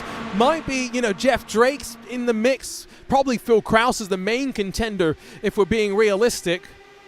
There's all sorts of things still left to play out. And Lewis, this is why oval racing, much like road course racing with the IndyCar, is so different, right? Compare this to Iowa. Compare Belle Isle to Road America. Yeah, it's why I've always said if there was any championship in the world that I could commentate on for the rest of my career, it would be IndyCar, because every race is completely different. This is an example of that. It is so different to the races that we had at Belle Isle, the race that we had at Road America, the race that we had at Iowa. They're completely different. And yeah, sure, we see the same drivers competing for it. The likes of Phil Krause, the likes of Eduardo Leo, the likes of Michele Costantini. Like, sure, we're seeing those competing for it. But it's just how the strategy works. This, again, remaining patience is king on most race legs. Like, we know that patience is king in this sport generally, whether it is in sim racing or in motorsport. But still, remaining patient at a time like this, when there is that temptation to take it 3 wide, when there is the temptation to do something maybe a little bit silly, it is tough. As it's frustrating. And Diogo Pinto's learning a lot here. Has to go down to 4th gear. He's lost so much momentum there. Goes Cam Dante and Brandon Roseborough around the outside. Now, this is a trial by fire in many ways, isn't this? And you know who else in the Team Redline camp does love a cheeky bit of IndyCar once in a while? Max Verstappen. He does, Does he? Yeah, no, to be fair, I think I've seen him do some IndyCar stuff. That makes sense. Mostly oval as well. So yeah. If you ever see a Verstappen in an Indy fixed race, you might just be racing against a multi-time Formula One world champion. Also, let's be honest, one of the better sim racers in the world as well. Yeah, I know another Redline. I'm sure he's still Redline, isn't he? Shane Van Gisbergen. He likes a good oval. True. And I distinctly remember in 2015 him getting a little bit vocal in chat after an incident at Daytona. But that's fine. Love Shane. It's fine. Scott McLaughlin technically has won a top split iRacing Indy 500, so we've got plenty of those drivers. Alex Palou, he likes a bit of IndyCar once in a while. There was that time that Verstappen and Palou shared a car. Is there? Yeah, do you not remember that?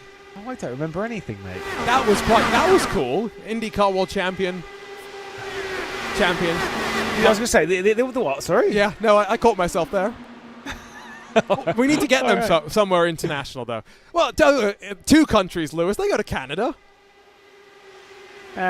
Doesn't count, does it? It's two countries. International. Yeah, international, not world, is it? No, that is very true. But that was a cool story. Oh, Danny Lorenzo, is he starting to struggle now? We're about 20 laps away from those drivers coming down pit lane, and Christian Steele's got to the inside. 86 laps or so complete. Yeah, indeed. So once again, holding these tight lines going through 3 and 4. You want to take that like a middle line going in, especially into 3 and 4, a middle line going in, then bring it down to the low line if you're going to do it, because you kind of avoid washing up so much. But obviously you've got to be careful that you don't overcommit on entry, because then you end up in the wall anyway. But especially when it's a big pack like this, as we ride on board with Michael Romanidis, staring at the back of Daniel Alves Lorenzo, who's also just dropping in behind Eduardo Leo. A couple of bits of side-by-side ahead. That's obviously Christian Steele getting past into 3rd place. If you ever wondered if they're fuel saving, the fact that Steele has gone from 7th to 1st in about 1 lap's time, I think tells you all you need to know. Last time by, 33.412. Fastest laps of this race, 32.7. We are trying to go as long as possible on the fuel tanks. Yeah, indeed. Like I say, we're playing a very different game as to what we were playing at the first couple of laps. Like I said, there is a little bit of fuel saving going on, which we were kind of seeing a little bit on the previous stint anyway. It's why the groupings were closing up. Just looking after the fuel number, thinking about the length of this race. Christian Steele, though, at the front, maybe aiming to avoid the dramas of the ISO WC race around here. And again, I go back to that. He probably wins the race if there wasn't that little bit of contact between him and Valtteri Alander. He's here for some payback. Yeah, Valtteri Alander's not, though, because he's a wimp. No, Valtteri Alander's off in Japan. Did you ask him? Yeah, I asked him. I tried. I said he's off studying for a year in Japan. I was like, we can try and find you a rig in Tokyo. Kevin Burrell, who's not here today for the final round of the championship, but he's also in Japan. But no, we unfortunately we did not get a Valtteri appearance. That's a shame. I've got some mates going to Japan as well. We're not, though. But it's Japan. Should we go and play golf there? I mean, Fuji, we know there's plenty of golf courses there. You know how long I've been warned by how long a round of golf is in Japan. How long? They ain't sure. Oh, I've been told they're much longer than they are for what we normally play. They're like, you're talking like 5-6 hours. Oh, okay. Yeah, exactly that response. Yeah, I'm gonna half an hour a hole. Absolutely not. I'm gonna say a no to that one. Thank you very much, but. Maybe we need to scan some Japanese golf courses into Golf Plus, into whatever golf game you can choose here, whether it's in virtual reality or not. Highly recommend, by the way, VR golf. It's great. We're just advertising random stuff on this. I never said which VR golf. I just said VR golf is great. No, that's fine. That is fine. Hey, I was playing VR mini golf with my teammates as well. It's not as fun though, is it? No, it's a different type of fun. Though, exactly. I was pretty terrible. I'm terrible at both, so, actually. Sorry. I was 12 under on the old course the other day. Anyway. 12 under? I don't believe you on that one. Mate, I think my record's 14 on it. That is something that you and we would never be able to achieve in the real world. Why not? Let's be honest. Golf sims don't translate, or golf VR sims don't translate like sim racing does to real racing. No, I played around the golf this morning. I was awful. But if you're quick in the sim, then generally speaking, actually, if you do kind of the same things, you have to be pretty quick in a real car as well. There's plenty of examples of that. Yeah, no, that's what I was implying, and I'm going to be curious, a couple of these drivers, they'll go racing later this year in the Prodigy 3 Championship. Eduardo Leo, Gustavo Ariel, and Michael Rodriguez all included in that mix, so it's going to be exciting to see how they get on. First round building later on this year. Christian Steele a bit too low there for my liking into 3. Almost clipped the apron with the left side wheels. Got to be really careful of that, because you'll go for a little bit of a crash if that happens, and you'll probably take the entire pack with you. Jeff Drake back to the front. Let's say a couple of switches. The reason why we're just chatting like podcast mode is because all the switches at the moment mean nothing. They don't matter. This is about fuel saving, track position, and time management. It is the same in a sense as to what you'd see in an endurance race or a GT race, where as much as you're all single file when you're doing that, it's still the same thing. You're just switching positions here. It's much more exciting to look at, but it's still just calm. This is calm. I think it's probably more calm the further back in line you are. Look at, for example, Lucas Ledato, who we can jump on board with now in the Nexus Esport with Bearcat Motorsports number 30. He's up 12 positions from where he started, just keeping it nice and tidy at the back, out of trouble. He's got Christian Hillgard and Diogo Pinto behind him, so by no means is he struggling right now. We have started to stretch out, though, at somewhat now. So the 24 cars at one point separated by 3 seconds, make that 5 now. Yeah, he knew he was going to be on camera and being judged by us, didn't he? Yeah, the glaucoma background, as Joey Tevin says it. Yeah, he knew he was going to get spied on. That's fine. Back on board with Eduardo Leo. Ooh, there's a little moment there, just once again getting a little bit tight. Please, he's not Kevin Harvick. Please get off the bottom line. At this point in the run, we are seeing the sun somewhat set as well, right? That tinge of orange, or maybe that's cloud cover as well. I think it's cloud cover. Is it cloud cover? So, there you go. Track temperature dropped a little bit more. We go 3 wide up the front. Here comes Costantini. He's held back long enough and saved maybe enough fuel as well. If you can go 45 or so laps fuel saving, we're not far away from making it towards pit stops underway. And so now, what does the championship look like as the 66 takes the lead? Yeah, Romanidis was getting a little bit sketchy there as well. Christian Steele straight back to the inside. Like I say, this is being turned up bit by bit. The champion's getting closer and closer. Phil Krause in 5th spot, though, is good enough regardless as to what Costantini does. Remember, top 8 required for Phil Krause now. But this is where things get a little bit nervous. If you can't just back off in this, right? If you lift, you're 3 wide, exactly like what Phil Krause is right now. And that is the move of a driver that knows the championship is on the line. Jeff Drake's got no momentum. He's going to slot back, and there's slow drivers down low, Danny Lorenzo included. It's caution out right on the edge of the pit stop window. Yeah, there was contact. You'll see it on a replay in a second, because I know the broadcast director obviously will be right over it. Josh Chin was on the outside of Daniel Alves Lorenzo and Eduardo Leo. They were 3 wide going out into the backstretch, and it was just a little bit too tight. Watch this then. So Alves Lorenzo in the middle of the screen. You've got Josh Chin on the high side. You've got Eduardo Leo on the low side. It's all pretty narrow.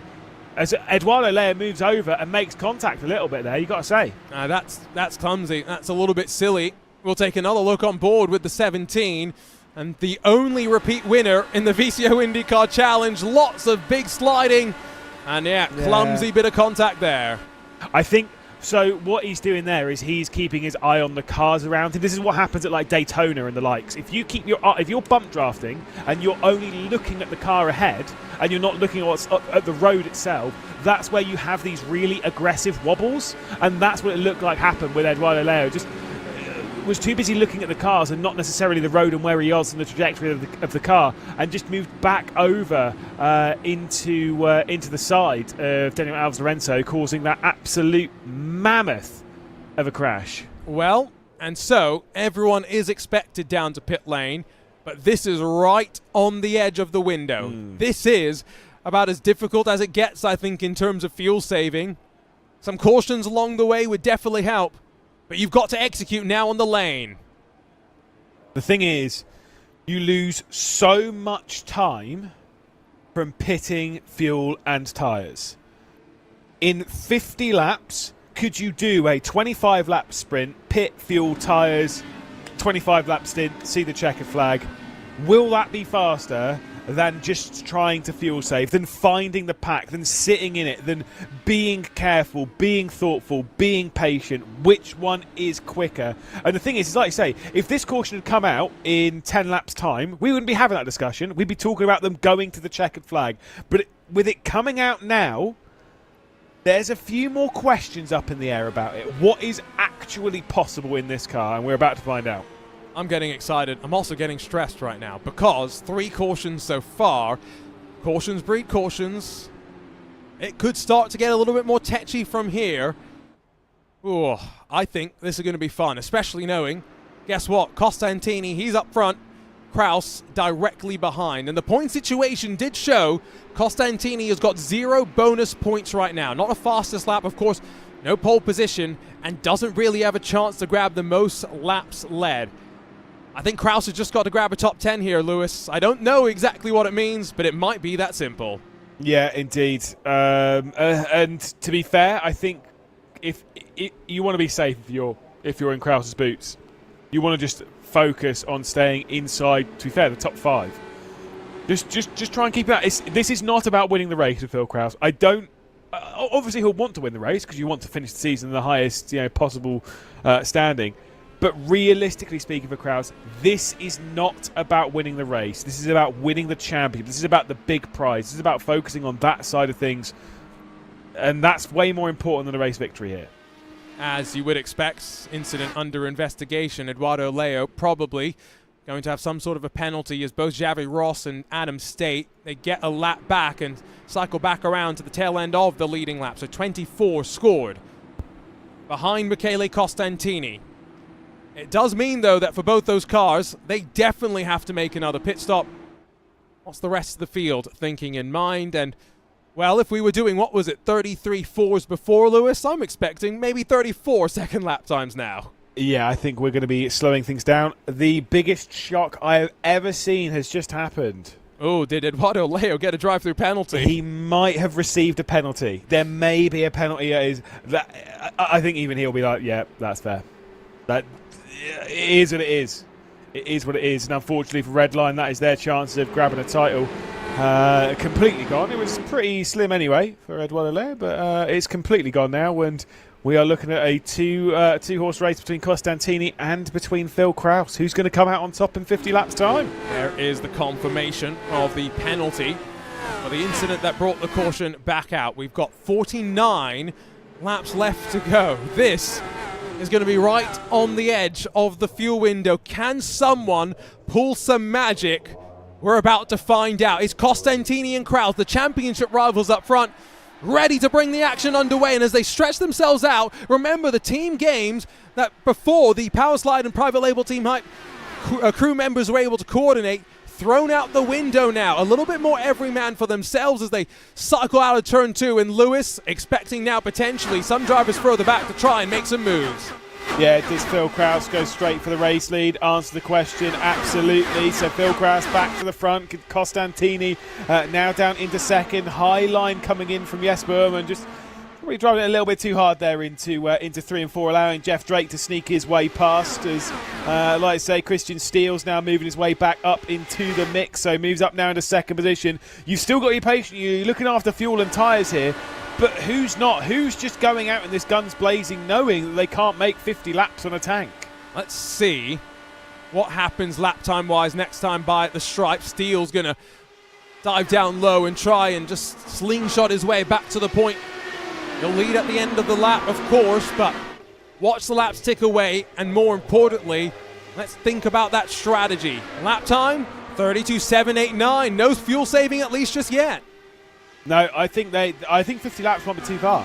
I think they're just going for it. I think they are just going for it to see what happens. But then jumping through the middle of the pack, Costantini's going backwards. He's had Jeff Drake move past the inside. He's had Ullmann move around the outsiders, coming straight out of pit lane. Who's that? Oh yeah, Eduardo Leo. Just that's fine. Just a little bit of drama in it. Serving his penalty. I wonder if this is the fuel save from Costantini and Coanda. Have they decided it's worth trying something different? Is that maybe the mindset? Look at how they're moving in front. He might be using the fuel map here, Lewis, bumping it down in terms of efficiency in the engine to really maximize the mileage. I don't blame him. I actually like it. I mean, whether it's going to work or not, it doesn't really matter. The idea of trying to turn this into a fuel mileage race, of playing this card. The thing is, if you play this card of fuel saving, you have to play it now. You can't react on this in 15 laps time and go, oh, actually, no, do you know what? I think maybe let's just go for it. No, you need to do it right from the start of the stint. Every single lap matters. Every drop of fuel needs to have intention behind it. And that is what Coanda require here for Michele Costantini to potentially go after the race victory. And, hey, maybe even bring in the drama of a championship as well. You just don't know how it's going to unfold. Remember, he needs to win this race. And Phil Krause, basically, let's just play it simple, needs to be outside of the top 10. I think it is basically as simple as that at this stage. Wow. Those numbers on the left show a lot. Steele plus 16, Costantini's plus 23. 4 drivers inside of the top 10 had double-digit gains. Of course, the big losers, the retirees, Michael Johnny, Luis Nunez, Hamilton Akabuizi, Wilson Nato, Jacob Oster, and Blaise Andrich, joined, of course, by Danny Lorenzo and Josh Chin, the most recent caution of the race. Now, Lewis, when it comes to the final stages of this race, let's say that we are going to get either a pit stop or a caution and it resets the race at some point. At what point do you think the point of no return really is for the drivers? When do you really commit to some big sends up front? I don't know. I think you have to, like, whatever strategy you're on, you've got to commit early. If you are committing to big sends, if you are committing to really racing for it, then now. Right now. Yeah, if you are committing to those big sends, go for it. Like, you want to be at the front, you want to be pushing the car, you want to be running a pace which is too fast for those that are trying the fuel save, which at the moment I don't think we're at, because if Costantini is doing the fuel save, he's still sitting in 6th position pretty handily. Yep, he's I think working quite well. Let's see if we can jump back on board and just watch out of the corner how the speed runs. Is he pulling closer? Is he getting dropped by those in front? It's holding about steady, I'd argue now. Yeah, it's about even. Like I say, I don't know if he is running a fuel number at the moment, or maybe this is just looking after the tyres so we can go on the attack later on. We don't fully know as to what the strategy is right now, but my gut feeling is 50 laps, well, 49 really, or 48 however many it was, is too many. If you're fuel saving that, it is noticeable, i.e. you're dropping straight through the back of the pack. And speaking of, there is a second grouping that has dropped off the back of the lead, and so that's Adam State, Olivia Hayward, and Xavi Ross, Xavi Ross, by the way, on the lead lap once again, so being able to fight his way back into contention after an early penalty, as the Prismatic Motorsport number 72 making the move on the World Sim Racing car. Turn 3, slide their way through the corner and up the track, and let's see how they can try and close potentially to the back of these leaders who, again, 33.093. I wonder if now we're starting to see some fuel saving, because Steele did a 33.379. That's, again, going back to what they were doing in that previous run just before the caution. Yeah, indeed. I say this is such a fascinating race. You know, not just because of the championship. Now, this is fascinating for any strategy. You got potentially a couple of different strategies here. It is wide open. You don't really know where the advantage lays, and with 40 laps left to go, we don't have a clear and obvious ruling as to what's actually going to happen. And part of that is because of a late caution. I do believe. Sorry to be that guy. Oh, come on. I would actually, do you know what? I would actually really like for this to run green, because I'm very curious as to how this is going to be.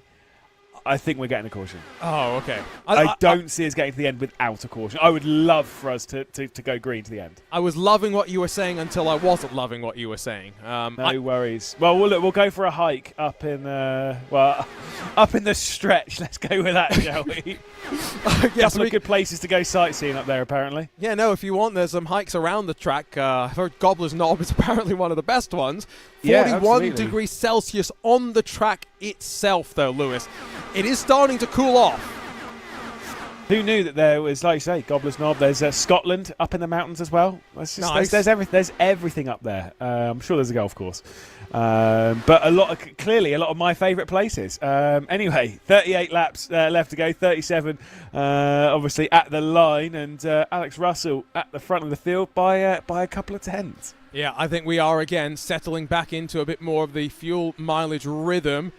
Might just be, though, for drivers trying to extend the run to try and put in as little fuel as possible. Because, Lewis, one thing I'm considering, right, is if you could go as much as 44, 45 with a fuel save, and we had, 49 to go, surely you're not going to take tires. 4 laps, remember.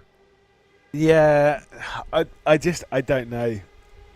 Like, surely not, but then I'd want to take advantage of fresh tyres, but then I just don't know. I don't know what way the best strategy is here. Surely, like, again, if you were that close, then maybe you can do you can no stop to the end of it from where we restarted.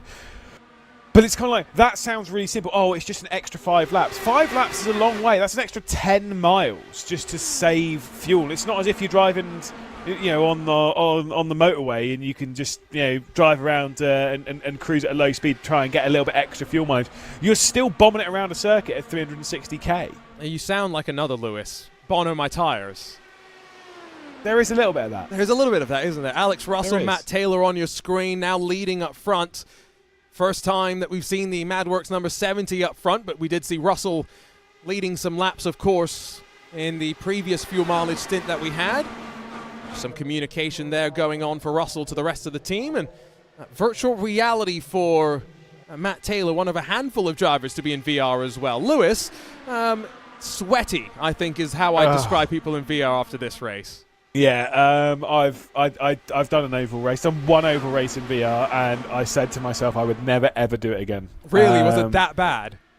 It's hot, it is sweaty, it is really difficult, and it's just it's so tough to deal with in all of that. I thought there might have been a connection problem, but there is a bit of a connection problem. Who's having connection problems at the front? It is Russell.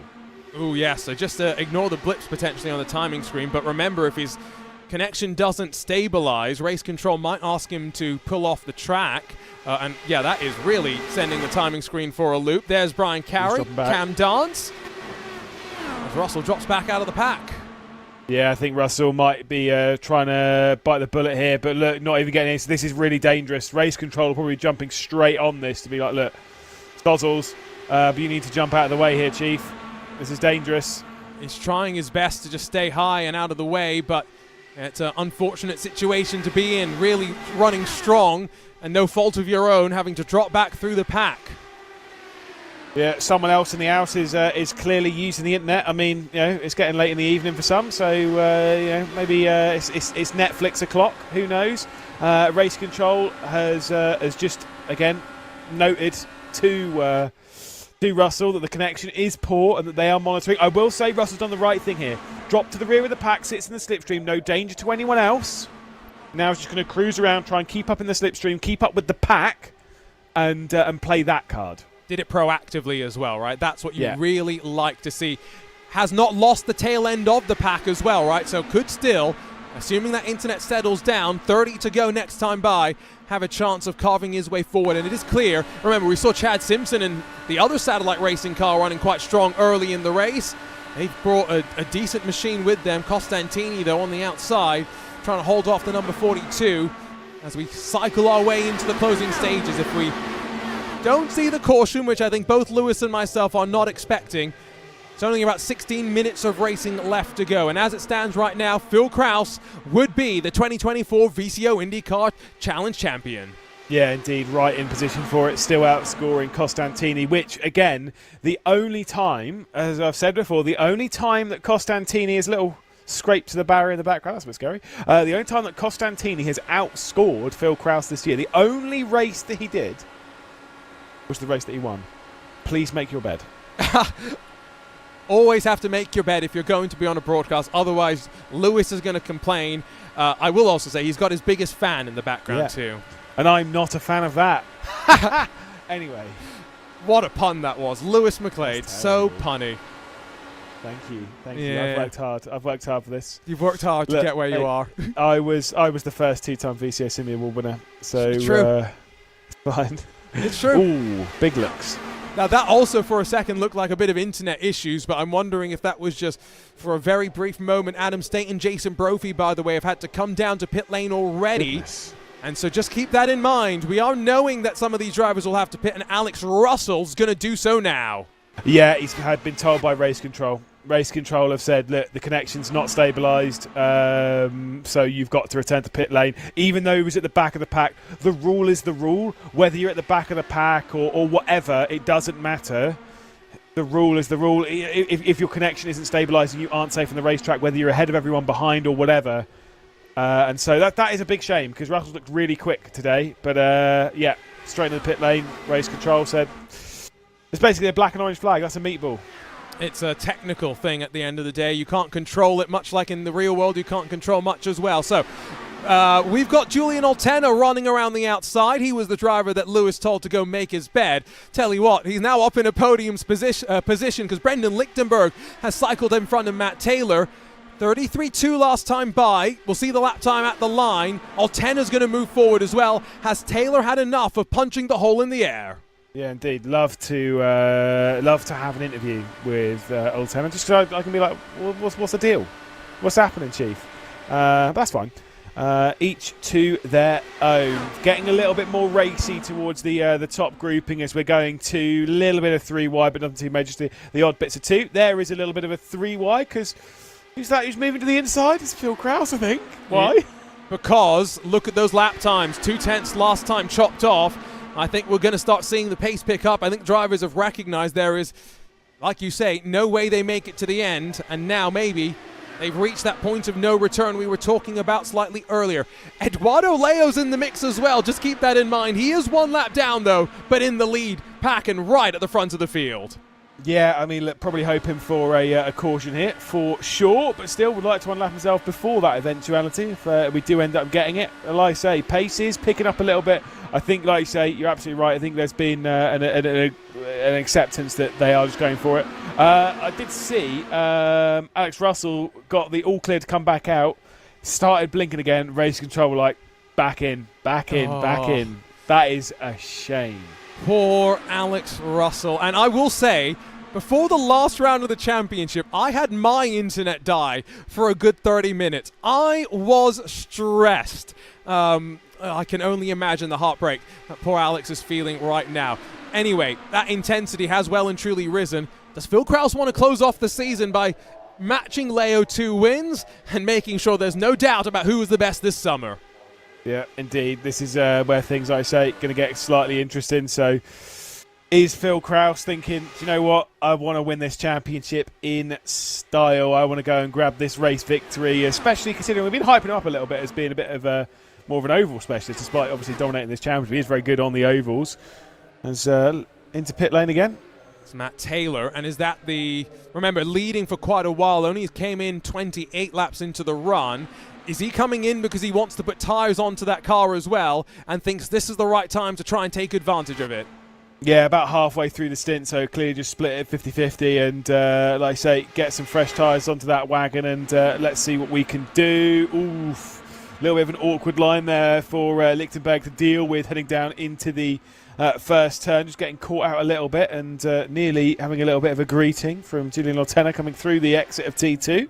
Yeah, no, it's definitely spicing up, isn't it? And I wonder who's going to be next to join Taylor in trying this call, because the longer you go, I personally feel like you've got to try something if you're stretching the tank as long as possible, even if that means running it dry. 30 laps though into the window, 7 more if they weren't saving any more fuel, as many as 17 if they were.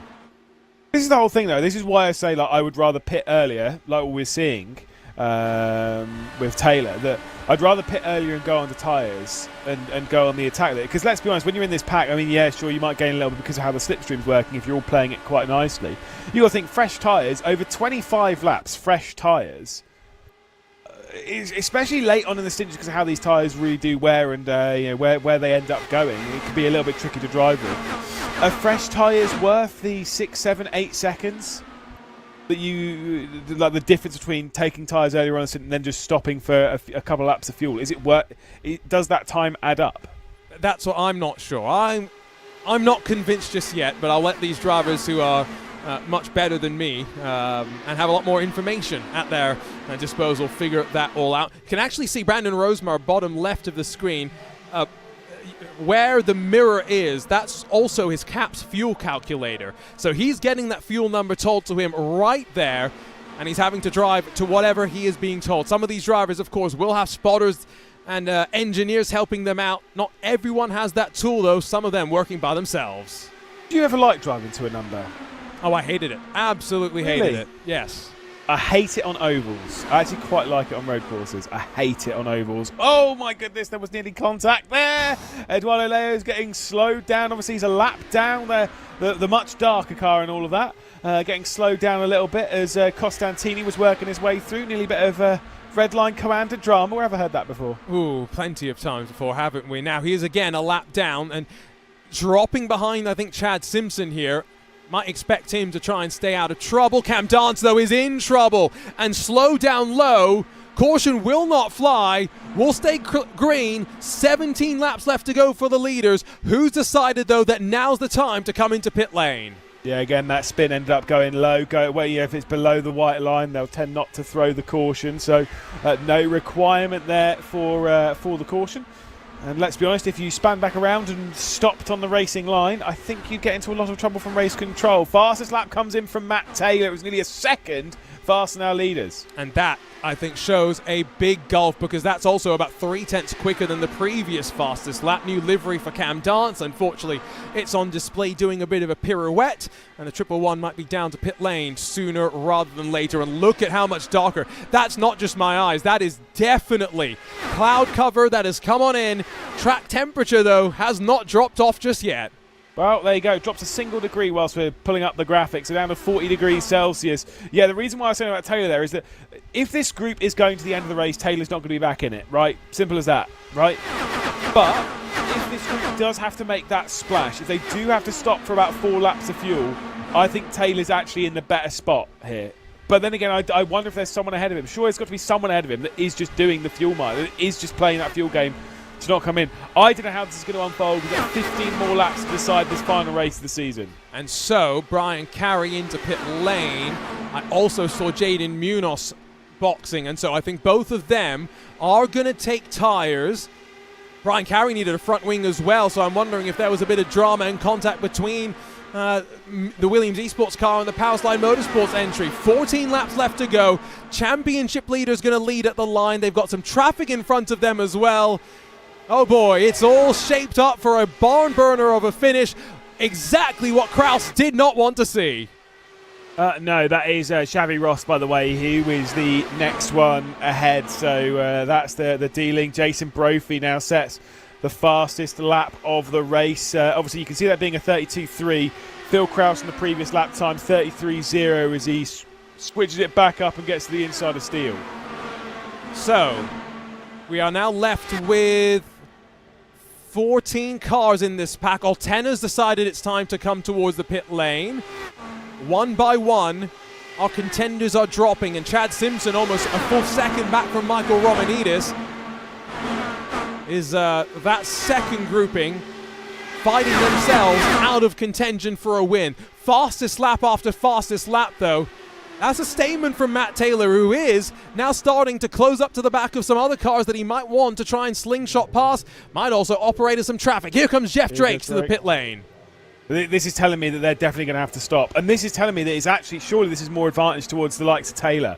Right, if all this group do indeed have to stop, surely Taylor is going to gain more than, even if you were to be like really conservative with how much of a difference it is and say, let's say it's 10 seconds. Surely there's the pace in the tank, because he keeps going nearly a second a lap faster. That is, realistically, as they're driving around, he's gaining more than a second a minute on the entire field. So we're going to watch Taylor here out across the line and trying to pick up where Jeff Drake is in comparison. Drake has just rolled off of pit lane. Your leaders, by the way, almost 3 wide as Costantini down low on steel slides his way forward to second.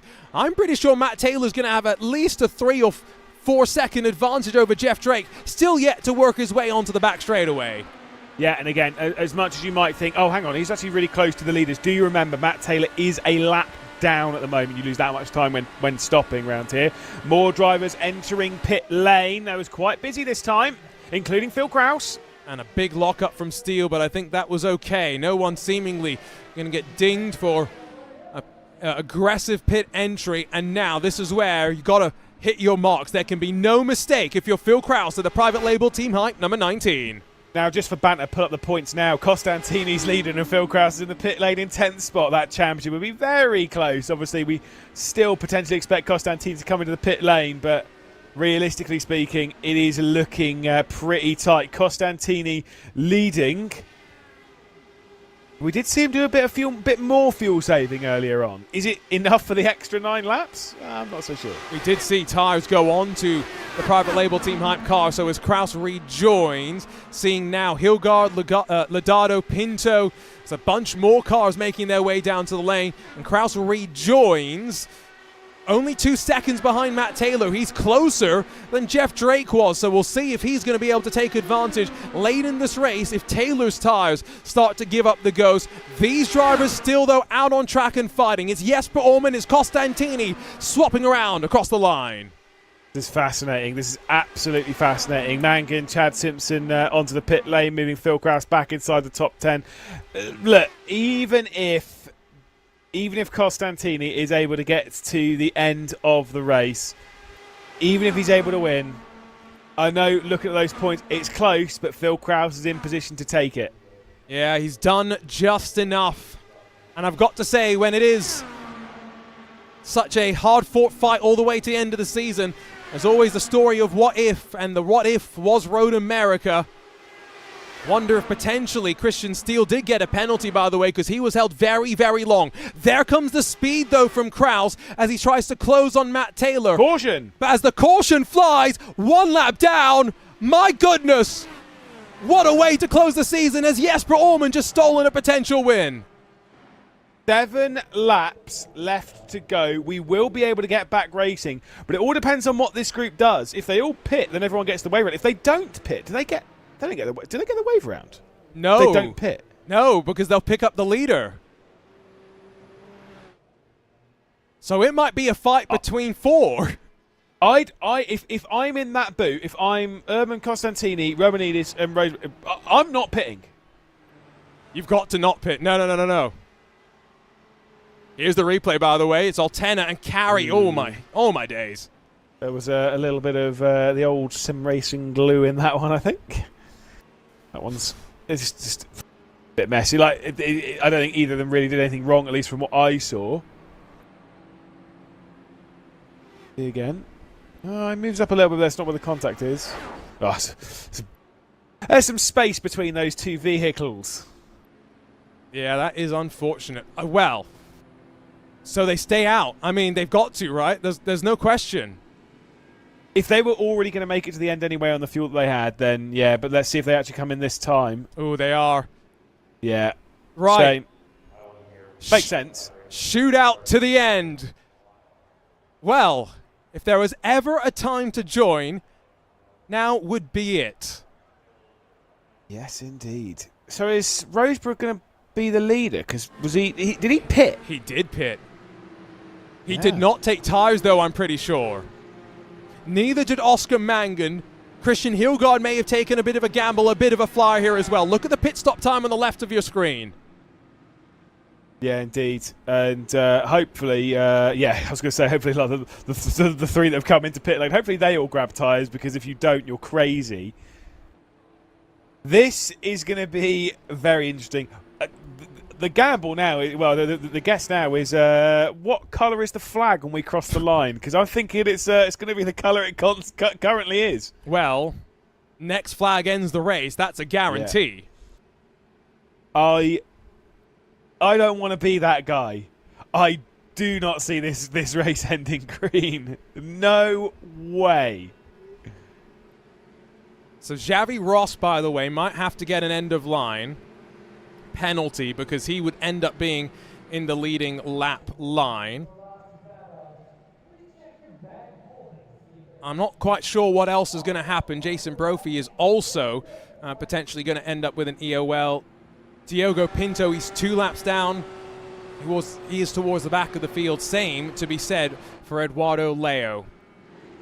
Disaster for Redline. This has not been the best for that day for them, has it? No, but to be fair, looking how good they were at like Road America and all that, it's like fair enough. It is what it is. Either way, we're going to get a Rosebud comes into pit lane then to take tyres, because accepting that, let's be honest, I'd rather start 4th position with some fresh tyres than 1st position with nothing. So we'll drop back into 4th spot before we get these wave rounds beginning now. I think that's good from Brandon Rose. That's the right call. Because otherwise you're just going to be a sitting duck and then you're going to cause an absolute monster of a crash. We are going to get green flag racing. That is one thing that we do know. I don't know how long it's going to last, but the green flag will wave once more here at Fontana, and it will be for the last time. Well, I'm excited. I'm also nervous, and I'm sure the drivers are as well. Oh, boy. For Kraus, it's just stay out of trouble time right now, isn't it? That's the one thing he's thinking about. Costantini, it's hero or zero. Yeah, I mean, I'm not going to lie. I don't know about you. My heart rate's picking up. I can take a little look at that. I'm heading up. I'm heading up on the heart rate point of view. I think this is going to be an exciting end. I'm sure the heart rates. I would say the average heart rate on this grid, especially once we get ready to go racing again, it's going to be creeping up. I would be shocked if anyone on this grid was outside of triple digits right now when it comes to their heart rate. Everyone has to be, surely. And so remember, lapped cars are going to get to the back of the field, so watch for Xavi Ross to drop backwards. We're going to keep an eye on those top 2 drivers in the points. Both of them talking to one another, trying to figure out what's happening. And so, let's get ready to go. It's a 3-lap shootout here. From the Action City, it's Jesper Orman, Costantini up front, and the championship leader Kraus buried back in 7th.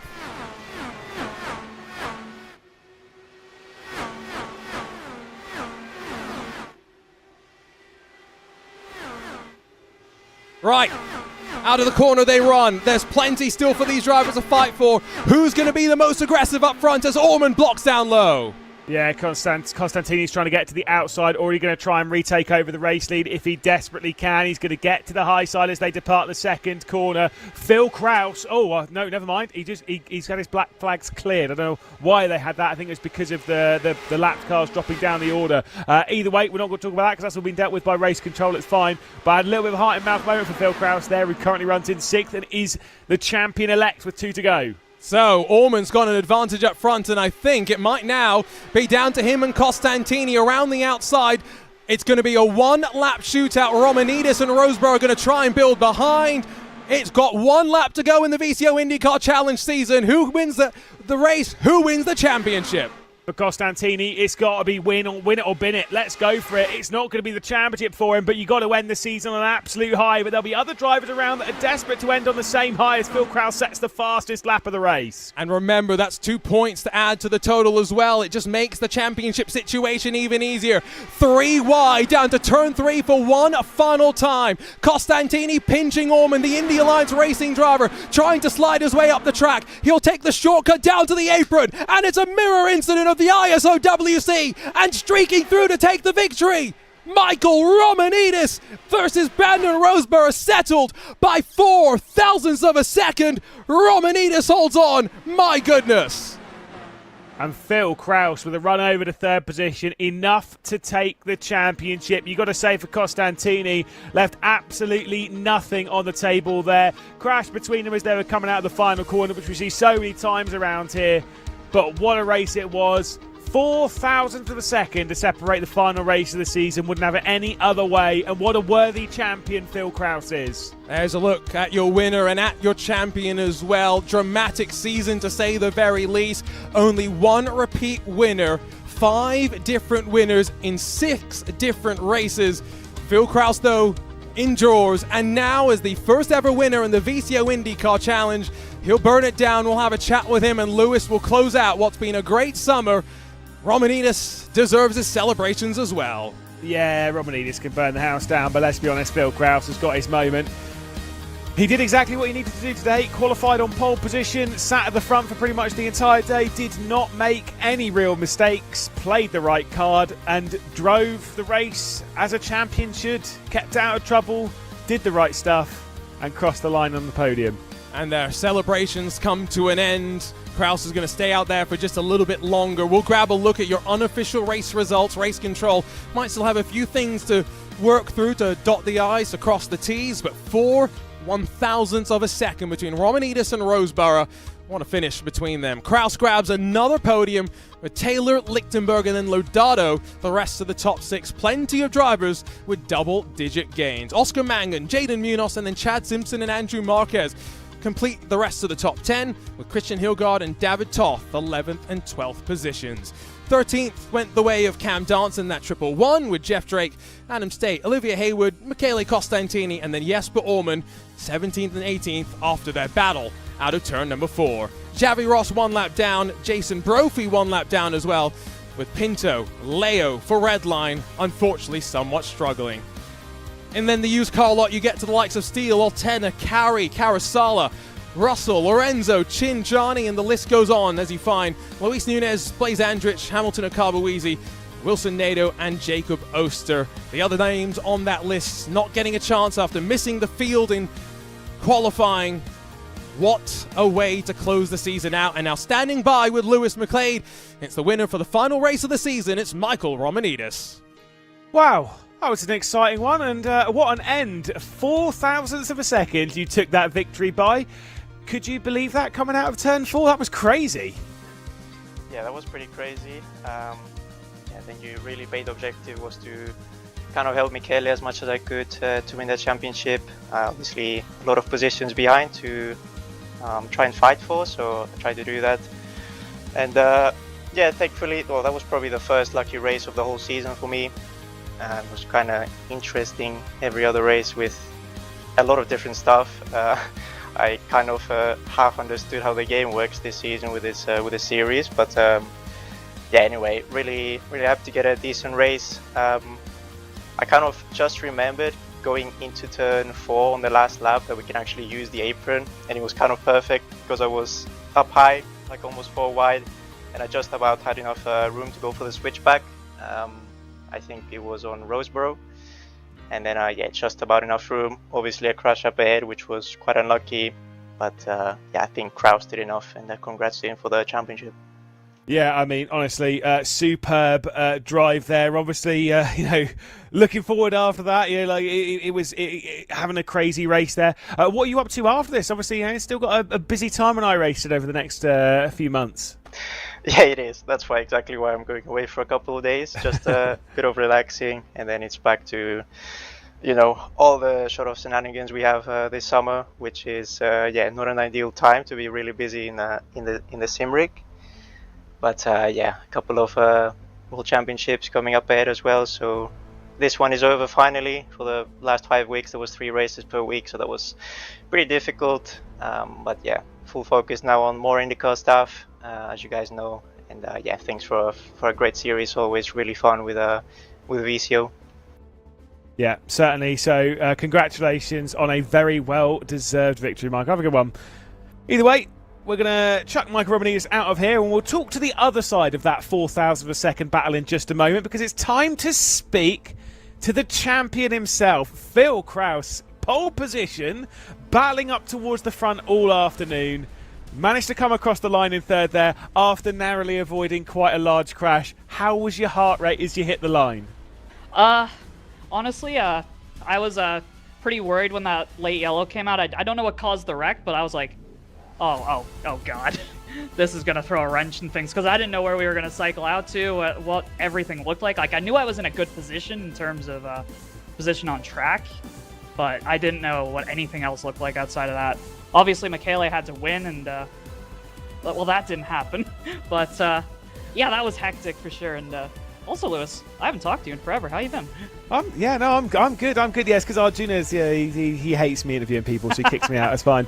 No, obviously, let's talk about the expectations coming into this. You were the championship leader coming into it. Let's roll it back to the start of the race. How did you deal with that expectation coming into it? Obviously, you know, you qualified on pole position, but still, you know how quickly, better than most, how quickly things can turn around at somewhere like Fontana. Oh yeah, for sure. The first few stints of the race, it was basically just controlling the lead, myself, Jeff, Chin. Obviously, we were hoping Brophy as well, but he got an early penalty, which put him back in the field. But yeah, the first few runs was all about just controlling track position, collecting bonus points for leading laps, and just making sure we didn't get thrown into the Hornet's nest. Sorry, but then the run after that, after the first yellow, we kind of ended up backing up into the nest a little bit. That was probably, honestly, the most terrifying part of the race, just because everyone was doing a really big fuel save, so everyone was kind of tripping over each other, because there were some guys like running map 1 trying to find track position, some people map 5 just trying to stretch the fuel number as far as they could, and then that made things really hectic for sure. Well, it's been an amazing season from you. You have done incredible throughout this championship. Superb consistency and a very worthy champion. Thank you so much, Phil. Good luck as well. Yeah. Cheers, Lewis. And before I go, just a big shout out to everyone on Private Label Team Hype, Powerslide Motorsports. The work everyone's put in for this championship has been insane, and I would not be here without any of those guys. Jason Brophy, Adam Blocker, everyone who builds our setups, everyone who tests with us, everyone, we put in the work, and it paid off. Certainly did. Cheers, Phil. Anyway, we've got one final part of the podium to catch up with. It's Brandon Roseborough, of course. 0.004 of a second, the decider between yourself finishing in second and being a victor. Disappointment or still elation to be so tight in such a fantastic race? Honestly, I'm still very happy with that result. I wouldn't have pictured that 5 laps prior to the finish, so I'm very happy with second place. Congrats to Michael, congrats to Phil. Just happy to be here. How do you survive races like this when it just seems so chaotic all the time? There was a lot of fuel saving going on. There was so much, even from the penultimate caution, where obviously we had 50 laps at the end of the race and dealing with the fuel. How do you kind of deal with all that and put yourself in the right position at the right time? So the thing for me is I usually plan on saving fuel, so that way I can extend the stint as long as I possibly can. And then obviously whenever you see people getting a little bit dicey, to back off because you don't want to be involved in the incident. So right place, right time is usually how it works out for me. Was it pure survival at for the first 100 laps? Just keep out of trouble and don't do anything too silly. Absolutely, that's the goal. Well, it paid off in the end with a very, very good second place. Yeah, sure, 5,000 short of taking a victory, but yeah, we take that. Brandon, thank you so much, and very well done. Thanks, guys. Take care. Great to have that chat with our podium sitters and season champion, Phil Kraus, grabbing another podium to close the season off as well. And Lewis, what a season it has been. Yes, there's been some ups and downs along the way, to say the very least, but here's a look at how, again, provisional championship points will shake out. Kraus, Costantini, and Leo still 1, 2, and 3, but the rest of the top 10 finally has locked itself in. Yeah, look, let's be very clear here. Nothing's really going to change with at least the top of that championship. There isn't there's not really enough penalties in the world to deal with that. But for those other positions, there's still prize money being dished out, right? That stuff can still change. Race control's got quite a lot of work to do, especially with how some of the things were over the final restart there. I think some of it was quite messy on all fronts, but it is what it is. Racing control have a lot to deal with trying to juggle the race to get back underway for that final start. I'm just going to say though, I really enjoyed this race. I've thoroughly enjoyed the championship, the 3 rounds that I've done. Shaking my head. What? I had to throw you a little bit under the bus. I was busy for the first 3 rounds, which I will say Arjuna did schedule me on, even though I did tell him weeks before that I was unavailable. It's okay, I was trying to bully you into doing it. Fine, don't worry about it. It's fine, we got Joey in for Iowa instead, and we had a blast. And of course, plenty more to come on VCO Esports, so make sure you follow us on social media, as well on Twitch, on YouTube, where all the action will come. VCO Infinity is just about a month away from returning, and should be plenty of fun. But all good things come to an end, including this 2024 VCO IndyCar Challenge. Powered by our team at Open Wheels, powered by our team at VCO. Thank you so much for being a part of the ride. For Lewis McLeod, Ewan O'Leary, Joey Tebben, and myself, Arjuna Kankibadi, that have brought you all the action. We've had a blast. We hope you have had as well. Fontana was a great place to burn it all down, and Phil Kraus leaves as the 2024 VCO IndyCar Challenge champion.